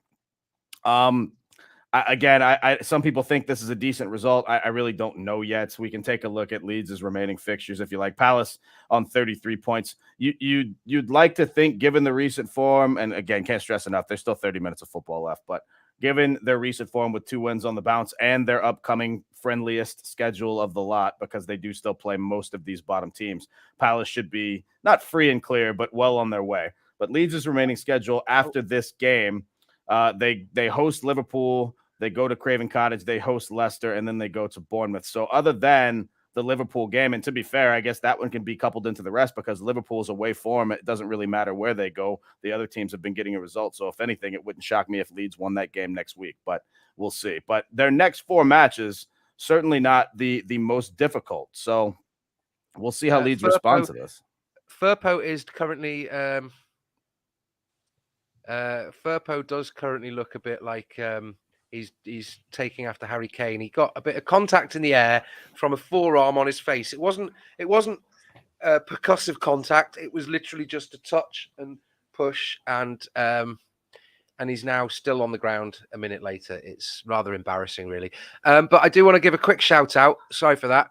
To check out www.followeverton.com for our website, which is now back up and running. I will do a quick screen share so that you can see this, if that is all right.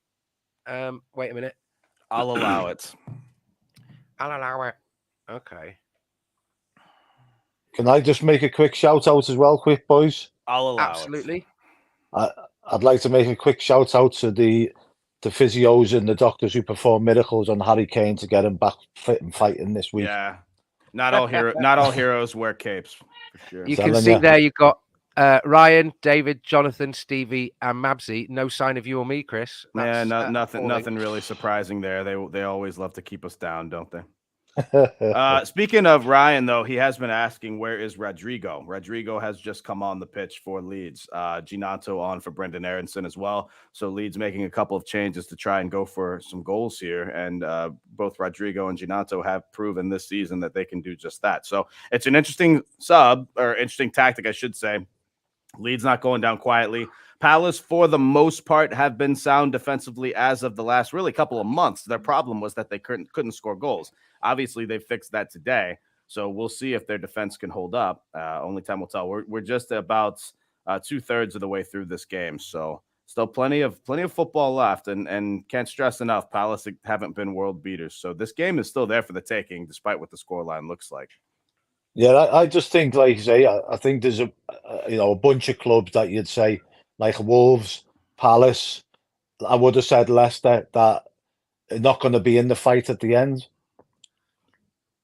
The likes of your Forests, Bournemouth, Southamptons, ourselves are going to be Leeds. They're going to be in the fight. I tell you what, mate, Forest, as of the last few weeks, have really shown that I don't see them rising up the table much, if at all. And not just because they, some people talked about a manager sacking, but Forest have just looked poor. And once their home magic ran out, because they couldn't find a point on an away ground by any means, they were worse than us from an away perspective. But now that their home magic has run out, seemingly, I think Forest will go down. And I haven't said that for the longest time, because I said maybe they'll get spared a year with all the signings and this and that, and their ability to win at home, or at least find a point. I know they drew Man City at home. They beat Liverpool at home. But when Newcastle took the points at the City ground, it was almost like the air was kind of let out of the Forest balloon a little bit. And then yesterday proved that's right. They lost away 2-0 at Villa Park. And their fixtures don't really get a lot easier, quite frankly. No.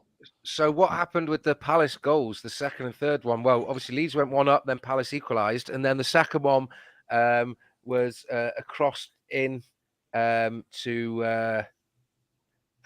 was it Jordan Ayew at the back? Jordan Ayew scored the second one, yes.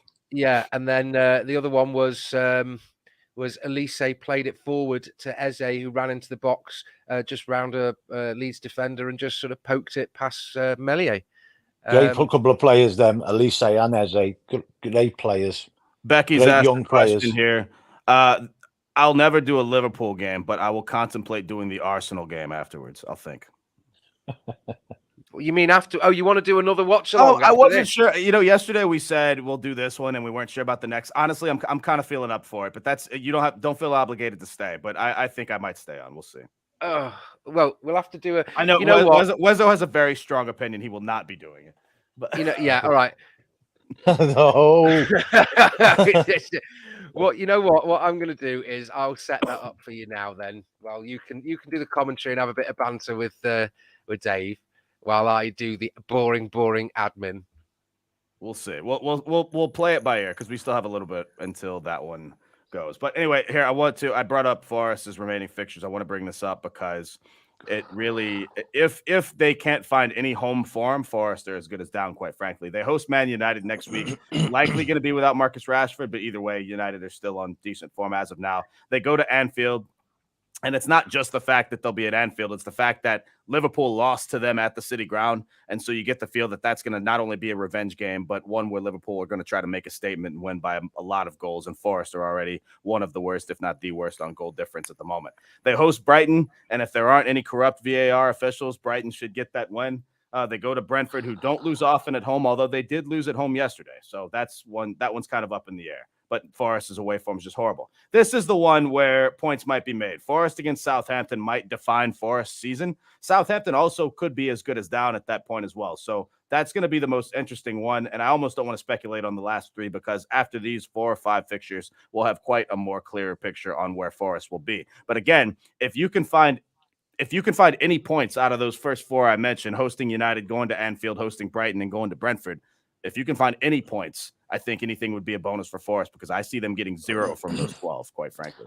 I think that if they didn't have Brennan Johnson in that team, they'd be down already. No, you mean if Brennan Johnson didn't play Everton twice a year, right? Well, yeah. Fucking hell. Oosh, that was in the ribs, that. Oosh. That was the first one. That's first. I think I've been to 13 games 12 or 13 games this season, and that was the first one I went to of the season was the Forest home game where we had to have a Damari Gray late equalizer just to get a point out of that one, which I think Anthony Gordon and Dwight McNeil combined for about 87 turnovers of possession that game. Just abysmal performance from both of them. But whatever. And then the one at the City Ground was arguably just as bad, just because we had those 3 points in the bag. I'm honestly still not over that one. That's one of the more just thrown away points of the season. I'm trying to say, guys, you know, taking my Everton hat off, although I do a metaphorical hat because it's literally my hair and my skin and my blood and bones and bitterness and everything. But are we doing this watch along for Liverpool Arsenal? Because, you know, as much as I don't really want to say it, it's kind of, it's more a reminder of how football should be played. I'm going to say this. I don't at this point, and I'm showing this because I'm watching Leeds and Palace. I'm doing these watch-alongs because I love interacting with you and the viewers. Okay, to me, it almost at this point doesn't matter who's playing because I'm having so much fun being on this platform with our fans and viewers. And that's why I'm doing the watch-alongs. Now, if Dave got something to say for that, if you guys don't want to do it because of the team's play, I totally get it. But I'm just in a different boat. I do it for the fun. So. I'm still reeling from your statement there, Jan. Yeah. How football. Have you watched Liverpool this season? I meant more Arsenal. Sure you did, mate. He did. To be fair, I was at the Emirates. I was at the Emirates when they beat us 4-0. I was at both. I was at both of these away fixtures this season. Fucking Anfield and the Emirates. What a miserable existence I live. Go on. Right, you can call me. Okay. Okay, but Dave, would it make you feel better to know that it's just a personal thing, and people have had cop-out slate me. I've had some Evertonians say that it's weird. I would never go to a match in Anfield. I'd never go. Ever. No. That's understandable. But I choose to do it. I don't care. It is what it is. We all. Yeah, but it's like going. Like, think of it. If you get out of an abusive relationship, or you go no contact with parents that were abusive or anything like that, why would you go back in the home that was the home that was stolen from you, from people that you? The same reason I watch Everton Football Club every week. I am a glutton for torture and punishment. Next question. I have to make a confession here, though, Jan. Yeah. I have actually been to Anfield once.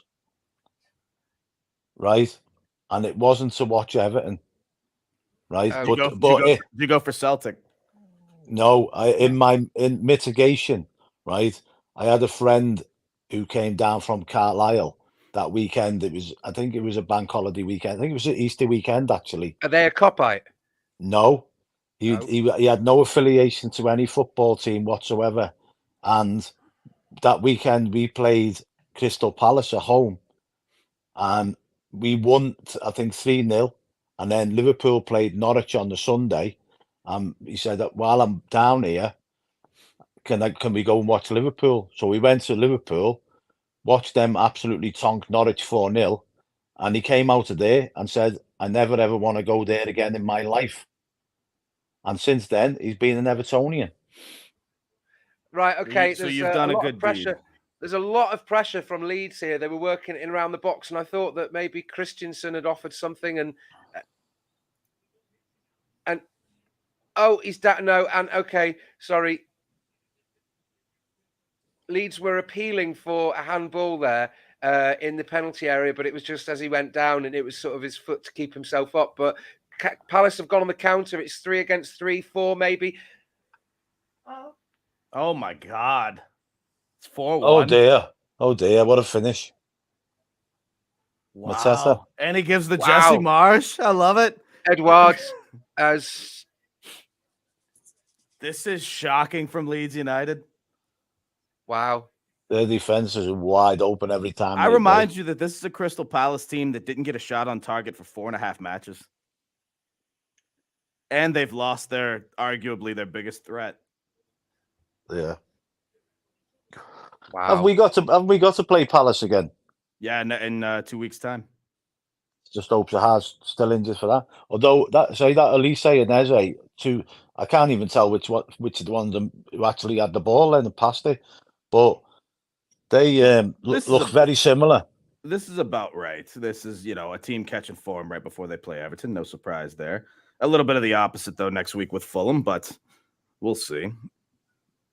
It's still, at the end of the day, just one performance, and Leeds are a poor defensive side, but still. There we go. We've got somebody who doesn't have any skin in the game.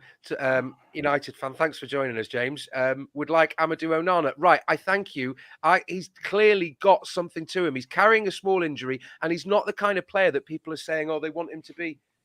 I would like Amadou Onana too, as an Evertonian. Yeah. I don't know whether you read the story the other day, but regardless of what happens this season, that he's going to be leaving anyway. 61.5 million. No. That's just rumors. Well, Lila's good Lord, Lila coming in hot. Jesus. Ash. Yeah, I can't agree with that. I've agreed with most of what you said, but you crossed the line. I would make a joke about a golden handshake there, but it might be something golden. I don't know. Never mind. How do you reach that far for that one? Well, a golden handshake is like a sort of a bonus when somebody leaves, but never mind. Yeah, we're leaving it alone. Yeah. I can't stress enough that for the first 30 minutes of this game, without Palace's goalkeeper, Leeds could have been up 4-0. And well, yeah, it's pretty easy to play against a team with no goalkeeper, Chris. Yeah, but you know what I mean, though? I mean, he's made these incredible saves, and Leeds were all over this team, team. And then all of a sudden, this turnaround has just been absolutely ridiculous. Palace disagree. Well, it depends on who you ask. If you ask Ryan, it's clear. It's true. Here's the thing. If there is a devil's advocate argument for what Becky's just said, it's that given the massive amount of buildup and expectations from Onana, okay, then maybe you could have a case there. I personally don't think that, but I think if we all know he's great. He's a great tackler, but if he added goals and could head a ball to his game, it'd be unstoppable.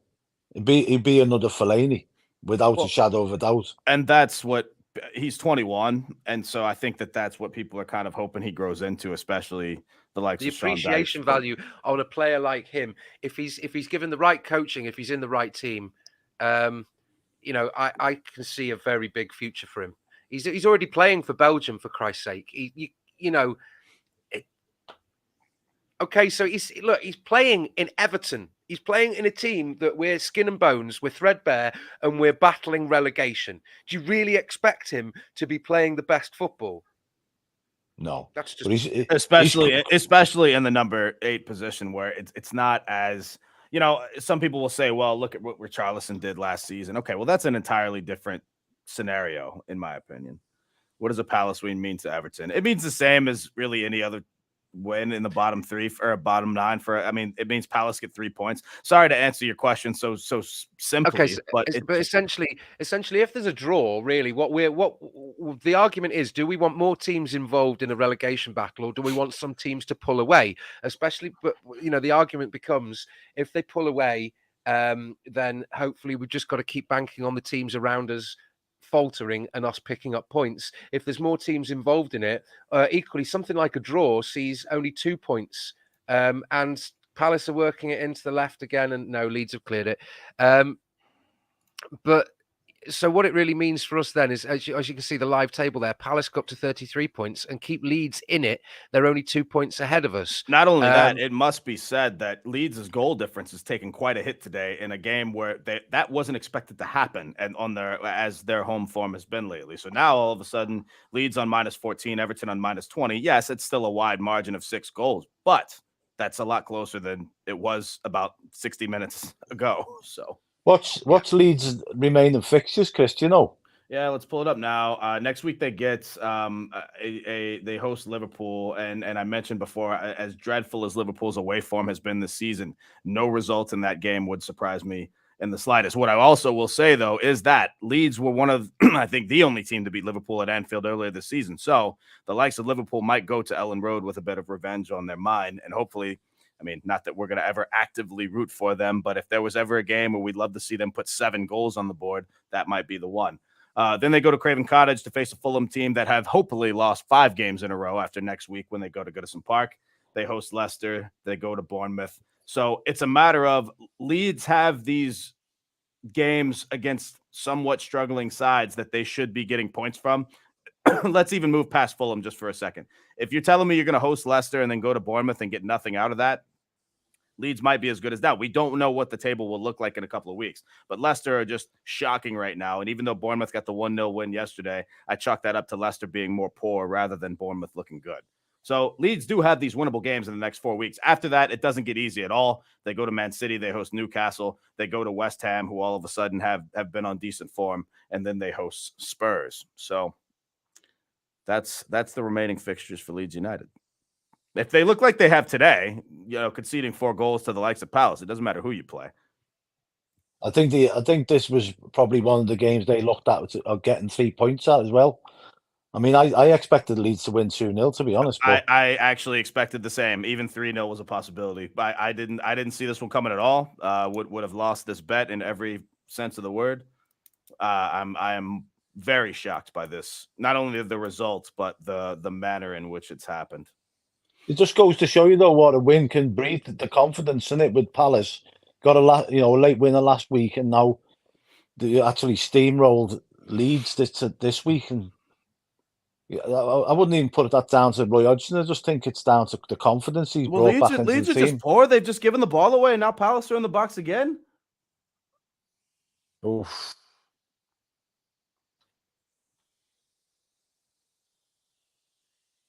Leeds are just sitting. I mean, Palace are just doing what they want. That Eze and the Leeds, they are dangerous players, though. Center of the box. It's a shot. Oh, it's clear on net. It's 5-1. Oh my days, that's got to be offside, surely. Yeah, that's going to be close. It looked like when the initial shot was taken, it might have taken a deflection that kind of seemed to slow it down a little bit. So I wonder if he's onside at the time. He's not celebrating that much, I will say that. So it's one of those where I don't know if it's because he's so surprised that he had so much space or if he knows he was offside.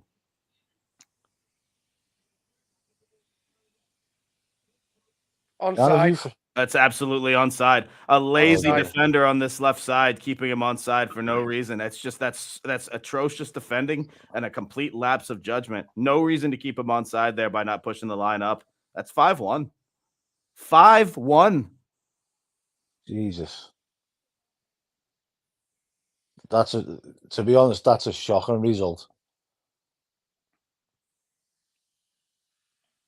To lose 5. I'd almost like to see a. I mean, there's no way they can rule this out for offside, right? I know they're checking it, but to me, it's not even close. I know the far side player is offside, but he's in no way part of the play. I'd almost like to hear I know we're very unlikely to get Leeds fans on this stream, but you'd almost like to hear the meltdown of what's going through their minds, because at the end of the day, yes, it's just one game, but I mean, your goal difference has taken a massive hit as of this game. And how can you feel confident at all, no matter where you play, especially next week when Liverpool come to town? Just as a matter of interest, though, lads, where in our remaining fixtures, where do you see us picking up the points we need to stay up? Fulham next week. For one, next week against Fulham, absolutely. But here, let me get those pulled up as well, just so everybody has an idea of what I'm looking at, because I'm sure people will disagree with me on this one. I not to beat this drum too much, but I really do think it comes down to a lot of home form. I think we get points against Fulham, and quite frankly, I think we get points against Newcastle as well. Whether that's going to be 1 or 3 against Newcastle, I'm not sure. I'm not confident at all about going to Palace, and I think part of that is because I still have PTSD from going to Selhurst twice last season and watching us just get absolutely battered.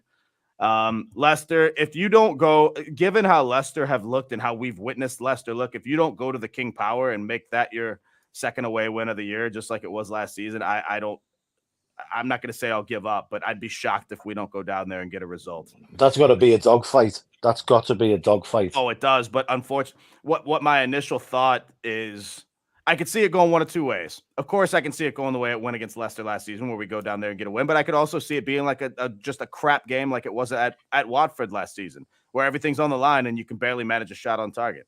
I don't know which Everton are going to show up. I'd like to sit here and say under Deitch, everything's going to be fine, etc. But it's just I don't know. I'm not convinced of anything on the road until I see a win. But having said that, yes, I do expect to get points on the road. It's got to be very, very physical against Leicester. They haven't got that physicality in their midfield to cope with our physicality. Decore and Onana and Gay. And we will have Decore back, you'd think. Well, maybe. Sean Dyche did hint, though, that without, it's an opportunity for others to play. We don't know if Decore will slot right back in the lineup. But having said that, given the way that lineup looked yesterday, I'd be shocked if we don't see Decore straight back in. I don't see us going down to Brighton and getting a result. Hopefully it's one of those where, like today, it's a shock thing, but I don't see that happening. While the result, hang on one second, Jan. While the results haven't gone our way in recent years against Man City at home, we have looked up for the fight, especially the last 2 seasons against Man City at home, especially last season when we arguably should have got a penalty. Man City don't score until late in that game, and we did bring the fight to them. So I'm not completely writing that game off, although it must be said I don't expect to get points against Man City, but I just wouldn't count us out immediately. Sorry, Jan, go ahead. It's okay. I was just saying, if you are just joining us, thank you. It's the last 10 minutes or so of Leeds Crystal Palace. Leeds took an early lead and then just completely capitulated, and through some strange moments of not real dominance, Palace have pulled away, and now they look to be the only team present on the pitch. Leeds are just, it's unbelievable. What's he gone down for there, Rodrigo? Rodrigo. What was it? No, Jorginho. Gravity. Jorginho, is it? Yeah, gravity. He put his right leg in front of Schlupp, or Ward. No, Ward. No, Schlupp. Ward, isn't it? No, he's literally planted his foot behind the Palace defender's foot and just collapsed. Which is rather what I will say is, no matter who you wanted to win this game, if there was going to be a result and 3 points for somebody, it is going the way we wanted in terms of blowout fashion. Because regardless of who won this game, whether it's Palace or Leeds, if one of them won with the likes of 5-1, I'd have been happy either way, because now Palace's goal difference is -11, Leeds is -15. One of them were going to take quite a hit today.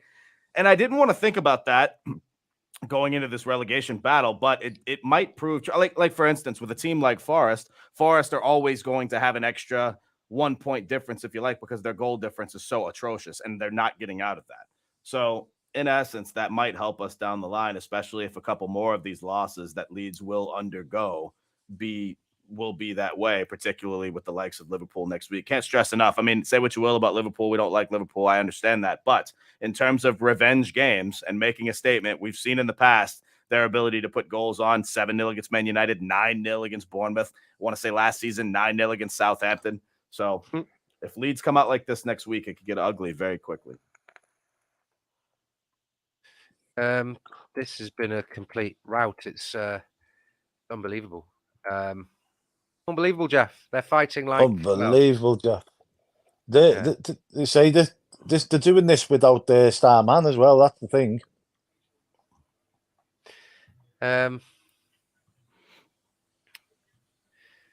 mean, James is saying, to be honest, he thought we played it. We watched a different. Oh, sorry. No, you're fine. Both comments are the same, but we watched a different game. Thought we played not bad. I mean, that's very nice of you to say, but I'm not buying that.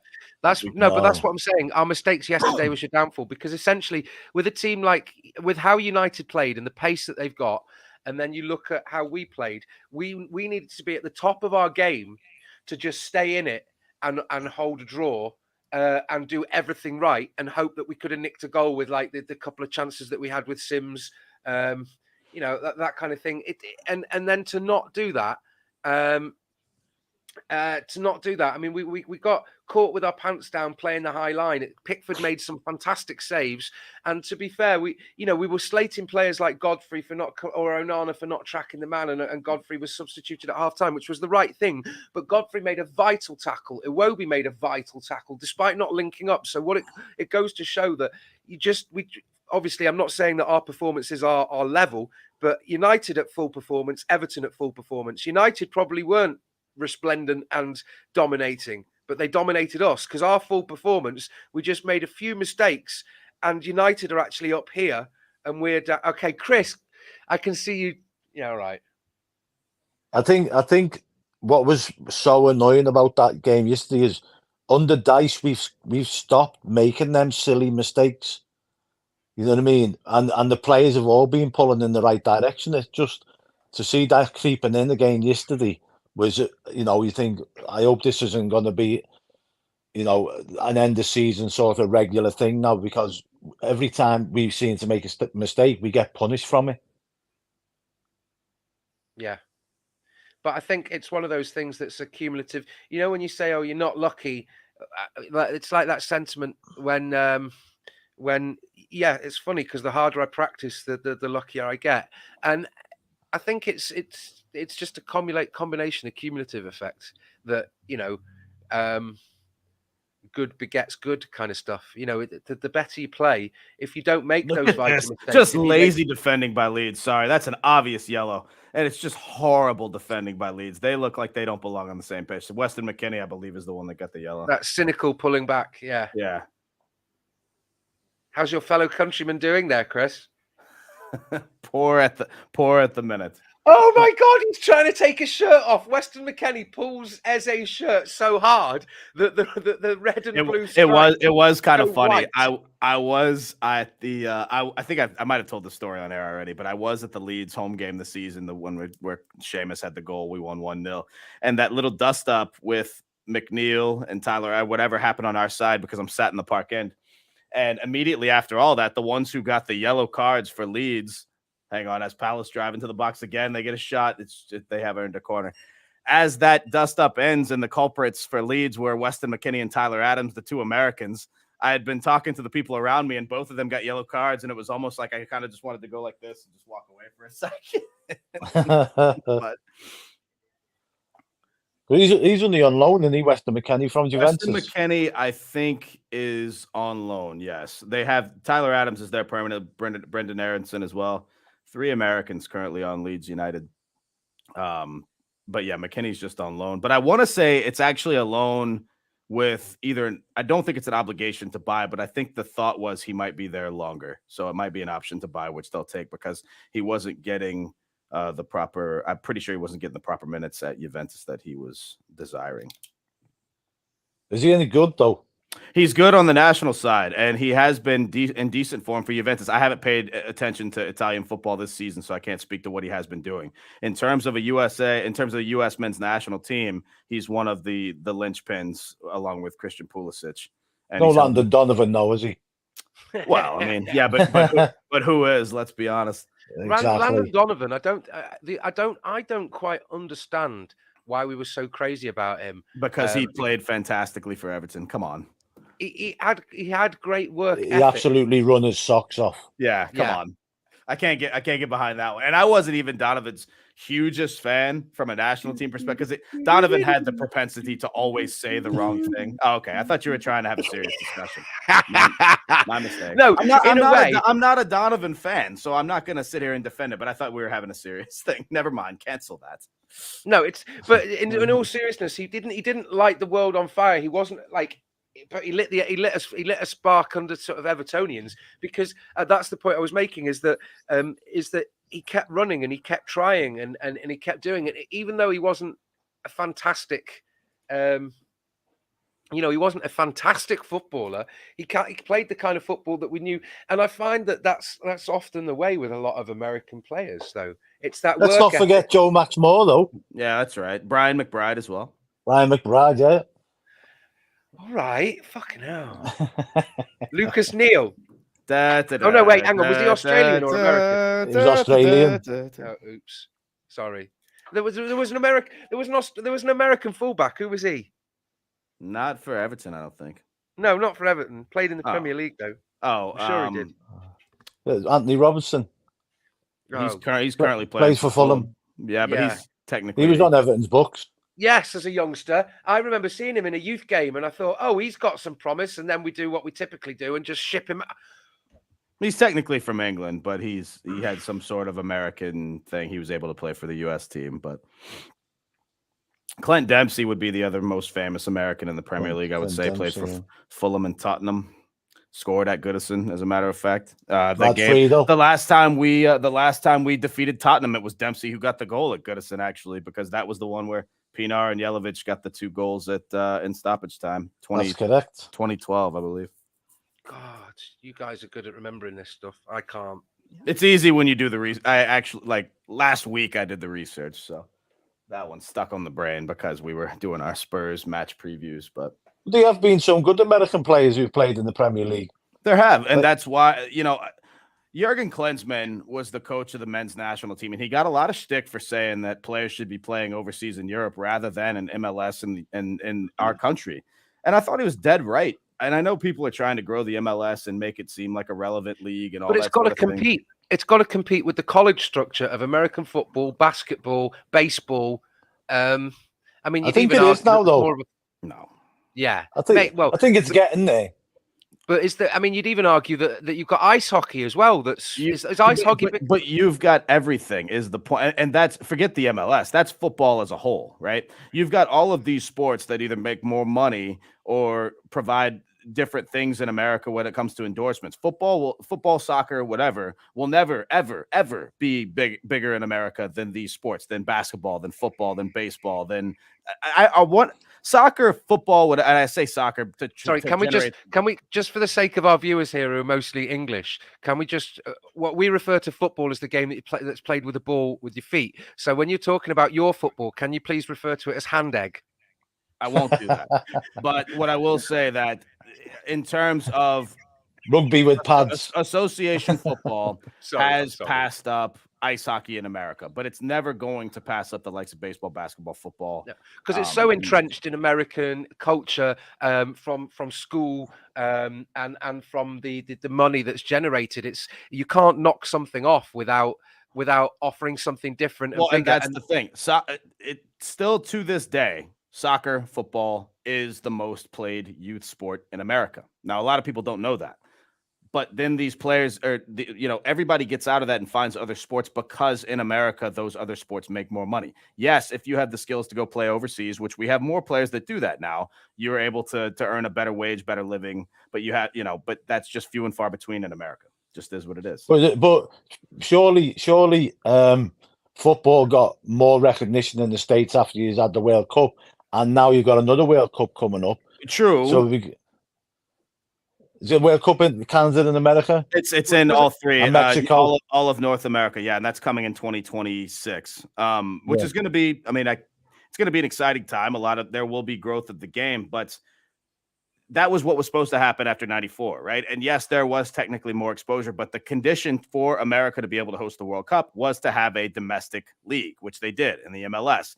And they thought it was going to take off. And they thought it was going to be the next big thing. And then when David Beckham comes to America, that's going to be the next big thing. And then when Freddie Adu, the very young 15, 16-year-old player, that's going to be the next big thing. There's so many next big things. It's just not going to happen. That's what I need to accept. And I'm sorry for all of our MLS super fans out there. I don't personally watch the MLS. It's okay if you do. It's never going to be on the same level as these leagues overseas. What kind of crowds do you get over there, though, Chris? They actually, in some of these cities, they do really well. The MLS now turns a profit. There were many years where it didn't, but a lot of these teams now turn a profit, especially in the likes of Philadelphia, Seattle, New York, New England, Boston. Like there are a lot of teams that have super loyal fan bases, and I'm not belittling that. Atlanta, I could go down the line, but it's just that it's their local fan base. There are no national. You don't like I live in Texas, right? I'm never going to be like, oh, I need to pick an MLS team like we do with Premier League teams overseas. And I don't think there's many teams overseas that are always, unless they come to visit America, there aren't a lot of teams overseas that are like, I need to have an MLS team. Like, that's just not a thing. No. So I want it to grow. I would love that. I just don't think it's going to happen in the way that people want it to. But hope I'm wrong. We'll see. I am watching with some interest all the comments you guys are having in the really do appreciate that you're talking. We can't necessarily put them all up, but yeah, it's interesting to watch them. This is the one I want to address the most, and the reason for that is in American businesses and finances, you'll never ever see an owner agree to that, whether right or wrong. I'm with you from a sporting and integrity perspective and all that sort of thing. having relegation and promotion makes watching the game and living the game, if you like, a world of difference. And that's why these days I prefer sports overseas than I do in America. But from a business perspective, which American sports are, more so that in my opinion, it's more of a business than it is actual sport. You're never going to see that in any league. They've considered it in the MLS. They proposed it, but it was immediately shut down, and it'll never. Is there another league then outside of the MLS? So now they have, I don't know if it's called MLS 2 or whatever it is. Now these teams do have farm teams, like minor league teams, if you like, that do go up a lot. You know, if their players are good, they get called up and sent down, etc. But in terms of a relegation to a lower league, that will never happen. But so they do have minor leagues. Very similar to the European Super League kind of structure. What do you mean? Where there was there was no relegation. That's how that was going to be. Yes. Yeah. Right. It is finished. Sorry for the complete lack of commentary there. It's finished at it was 5 Road. Yeah. it was finished 15 minutes ago. Leeds get battered though. Shock result. I don't think anyone had this one in their Super 6. No. Definitely not me. I had 2-0 Leeds. I've got 2-1 for Liverpool tomorrow later on as well. I don't know who's posted, whether it was Yada or whoever's posted the link. That is the link to the. What time is that? Time does that start? In 30 minutes or so? We'll start that in about half an hour. But we can start early. It's just we can only start a maximum of 10 minutes late. So I put it for the kickoff time. But yeah, if anyone does want to join us for a bit more banter, this is the YouTube. Listen, by the way, the viewership for this has been spectacular. I must say, thank you. Thank you guys so much, not only for being here, but for interacting as well, because obviously it makes it I say it every stream, but it really does make it much more fun when you guys are engaging in the comments. It helps everybody involved. I've had more fun doing this than I could have ever imagined, which is why I'm putting myself through watching Liverpool and Arsenal for you. You're welcome. Thanks to you guys. I have now changed to a more acceptable background. And a dance, no less. Jazz hands. Yeah, get in there, mate. Je m'appelle Yann. Tout le fleu. For anyone who's under the age of 30, that was a 1990s Friends reference. Had to be I thought that was the Friends Joey reference. I wasn't sure. Let's get one quick look as the game is now finished. One table. Quick look. Were you about to do that? I've got that in the back. You know what? Just take it away, Chris. I'm sorry, Jan. Go ahead. No, okay. Go for it. No. I'm saying, be my guest. All right, my guy. So accommodating. This is why we work well, me and Jan. I have it up here. Leeds started the day in 16th. They remain in 16th, although they are now 4 goals worse off. Obviously, these green check marks have not been updated, but everything else has. Everyone except for West Ham and the bottom 9 have played 30 games on. Leeds 2 points ahead, or 2 points clear of the bottom 3, I should say. On 29 points. Palace take a big step forward. That's 2 wins in a row for Palace. They're now on 33 points at the top of the bottom 9 league, if you like, and with the most favorable schedule. At the beginning, when we did our bottom 9 show, we did say we expected Palace to get out of this regarding their schedule, but they had to score goals first. In they've done that. 7 goals in 3 games and 5 in this one on the road, no less. So you'd like to think that Palace are pretty much safe out of this. Leeds, on the other hand, not so much. It'll be interesting to see how they respond to this going forward, because that can be quite a demoralizing win in the dressing room. I really appreciate that, Wolfman. It's nice to know that we can still have banter, and thank you for watching us. Maybe you're trying to catch stuff out and report us for something. I don't think you can show your face in the pubs after saying that, but. The Wolfman's got nads. Apparently so. Nonetheless, we appreciate you engaging. We absolutely do. All jokes aside, thanks, buddy. Look at Aston Villa. They're not playing today. Well, no, I mean, I'm just saying, Becky's just said, look at Aston Villa. I don't know what to look at. If you hold up a mirror, I don't know if you'd see Unai Emery. What I will say, I know what she's looking at, and that they're no longer in the chase for Europe. They're firmly placed in the 6th spot right now, given the corruption that took place at Tottenham Hotspur Stadium, where Brighton were robbed of points. But Brighton do have 2 games in hand. I fully expect them to pass Villa up. But given, again, can't stress enough, when Unai Emery took over, Villa were in 17th, I believe, right above the drop zone. And all he's done is skyrocket them up the table. So it'll be interesting to see how that one finishes out. Obviously, 4 wins on the bounce. Villa are on top form with your fantasy stud named Ollie Watkins. All he does is score, ladies and gentlemen. So the thing is, though, like if we stay up this season, right, or when we stay up this season, I should say, right, where does this leave us in getting players next season with this situation? That's a postseason financial review that I'm sure we'll go over. But and I say that because that's going to make all of us upset, because I shudder to think, and Ryan said it best, we're not going to have any money to spend on players. I shudder to think at what might happen over the summer. Look, unless we have to focus on staying up. Unless there's ways to generate more income as Everton Football Club trades. And this is why I mentioned in the video previously, like, Dave, from you going to Everton for a long time, and your experience of going to sporting events that become a cultural thing in America with like tailgate parties and stuff. And I know I don't want to bore you guys, so I'll try and be as quick as possible for our remaining viewers. Thank you for being patient. You know, we will wrap this up shortly. The frustrating thing is there are so many different memories about going to Goodison, whether it's evening games, weekend, early kickoffs, late kickoffs, and you moan about this, but everyone has their routines, where they park the car, how they walk to the ground, the chippies and the takeaways and the newsagents, the pubs they go in, the house on Goodison Road, whether you go in there, the burger vans, the stalls, the program, the church, St. Luke's, all these kind of things.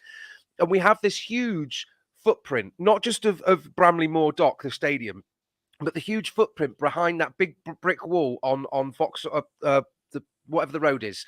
And as soon as you walk through those big stone gates, you should see some sort of nostalgic replica of Goodison. They should build a terrace on either side of businesses, of terrace houses, where you have like the fans advisory board with an office, you have an away travel liaising with all the groups that do all the tickets in there, you have a replica of the Winslow on one side, you have like the church with the programs and the sandwiches, and they're all run by the club. I mean, even if they don't want to help transport the businesses, because they're all owned outside by people. But yeah, again, so it's not, there's so much time between now and that new stadium open, and I said it after you said the same thing the other day.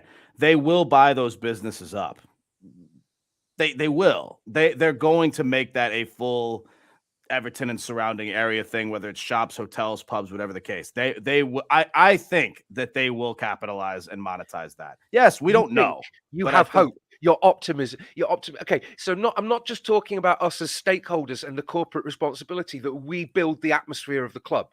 And I'm not just saying us, you, me, Dave, follow Everton. I'm talking about all of us who go and pay, not just with our money, but with our love, because emotion makes you spend money. But you buy a hat, you buy a scared shot, a half and half scarf, all the silly little things that they do. You buy tickets to players' events like that they could liaise there. There's so many things that the club could do to transport and be pivotal and remain.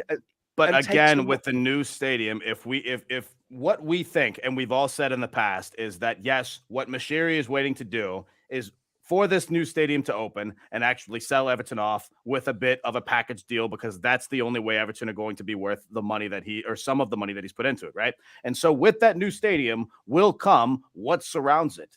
And so if Mashiri is actually looking to get money back for what he's put into the club, surely, as a business, whoever's running the club, whether you want to say Usmanov, Mashiri, as a business person, they will be capitalizing on that. That's not having faith. That's just speaking in terms of business. No, you're right, because these guys are all about the money. But yes, but if that's true, then the emotional side, you use emotions. You use facts to, whether you want to use facts to back up emotions or emotions to validate facts, whichever way you want to go. The bottom line is, if the club own all these businesses and they've got like just corridors behind, it's just a fascia. You know, the front alley, the customers, the clients, that fans go to.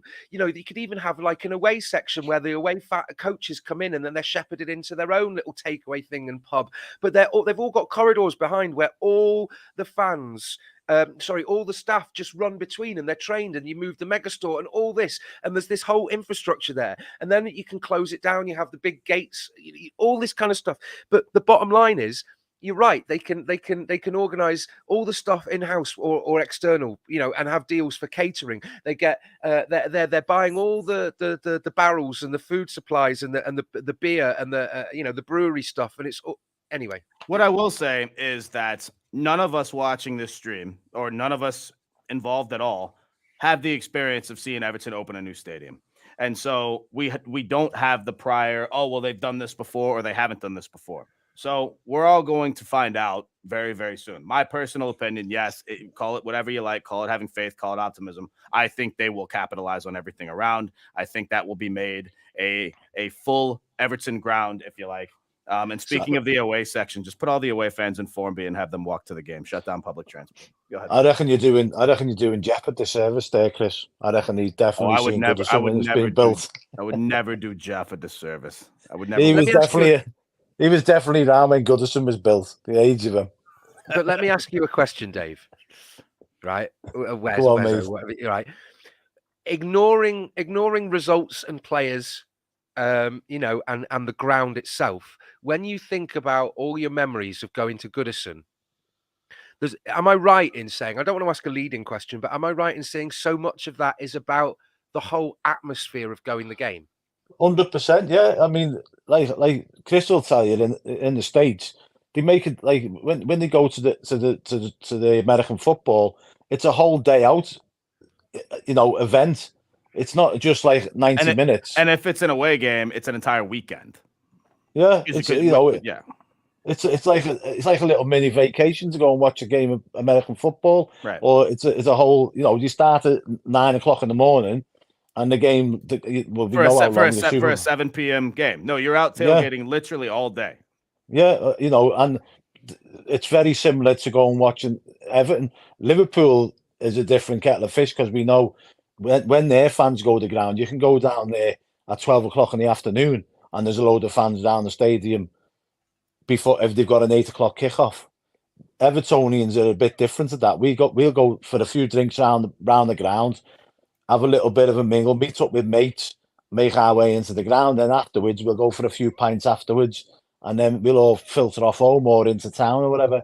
But yeah, I mean, part and parcel, like you say, the Goodison Supper Bar and St. Luke's and all that. That's part and parcel of the experience of the day as a whole, as such. You know what I mean?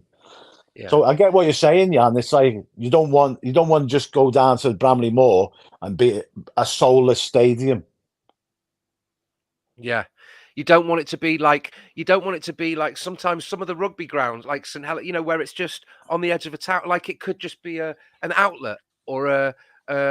Like sometimes you go to the Echo when there's nothing on and it's like a Sunday evening, and it's just you walk along the front and it's like I could be anywhere. I could be 5 minutes walk away from Parkgate or Southport or anyway. Just well, I get what Chris is saying as well, is that there's 18 months, maybe possibly 2 years before we play our first game in that stadium, and there's going to be a lot of stuff going on down there before that. I agree. I heard somewhere along the grapevine that a lot of them units that are down there are going to be wine bars and stuff like that. You know what I mean? Yeah. So many things will go up, from hotels to bars to shops to you name it. It's going to be surrounded by businesses of some sort. Peel Ports have owned most of the land down there, and they've held on to it and done nothing with it for years. Because what's the point in investing and building it when you don't know when it's going to just bankrupt businesses? It's not going to be sold, and you can essentially do is either build it yourself and but that's not their business. So then they can sell it with the what is it? The appreciation of the the footfall of Anyway, so well, look, but before hang on, are you guys joining for the next stream? Or are you guys? Yeah, I'm not going to watch Liverpool. No chance. Go on. After I make your point, and I want to wrap it up because I have to go fix something. Yeah, but what I was going to say was I've got it on good authority that a business near enough right next door to the new ground, which sells used tires and whatnot, was offered $1.5 million for their building, and their building's not that big. Now, my old boss, my mate's dad, who owns the building next door, but with one of them owns their building, Is this just So- near Vulcan Street? A bit further down from that, Yeah, I know where you're on about. a place called Metro Tires. Yeah, Which yeah, is- yeah. If you go past Blackstone Street or Blackstock Street, it's just a bit. Now their building's not that big, but the building next door, but one's to that, which is where I used to work. Fluid Power Services does hydraulics. Their building's much bigger than that. Now they got offered 1.5 million. So the price of the properties that are going to go rocketing through the roof. Like Chris said, everyone's going to build up. That's tenfold because you're looking at repurposing the sort of the purpose of the business and the increase in the turnover. I mean, you'd think that the price of a property down there for a basic footfall for a business warehouse is, obviously if you're not buying the business, if you're just talking about the land, 200,000 maybe. Yeah, but because everything's building the ground down there, it's like just rocketed. The price of properties rocketed. Plus the fact a lot of them buildings down there are listed buildings. Yeah. You know what I mean? But Yeah. all right, boys. Sorry, I have to wrap this up because we need a little bit of a break before the next watch along. I'm not Dave, Herculean for a 5-hour. Wezzo, this has been great, man. Thanks for joining us. Yeah. No Thanks worries, very boys. much, Dave. Really appreciate it. I've just got to make a comment though. Your mannequin has got a tiny little head. It's Beetlejuice. Perfect for Funny. Yeah, go on. Jan, go ahead. I'll let you wrap this one up, mate, with all our corporate spiel. That's not a mannequin, by the way. It's a work of art. Yeah. Yeah. To all of you joining us, those who are crazy enough to watch it afterwards, thank you. We appreciate your comments. Please do like, subscribe, tell your friends, tell everyone. Hit the little notification and you will get notified of future videos, such as the one that will be kicking off in about 20 minutes when we're doing a watch along for versus Arsenal. And the link is the link is in the chat, by the way. If you Ryan just put that in. Yeah, thank you very much, Dave, for coming on and adding to the hilarity and love. We really appreciate it. Thank you very much, everyone. So from Dave, goodbye, boys. From Chris, see you in a few minutes, boys and girls. And from me, follow Everton up the toffees.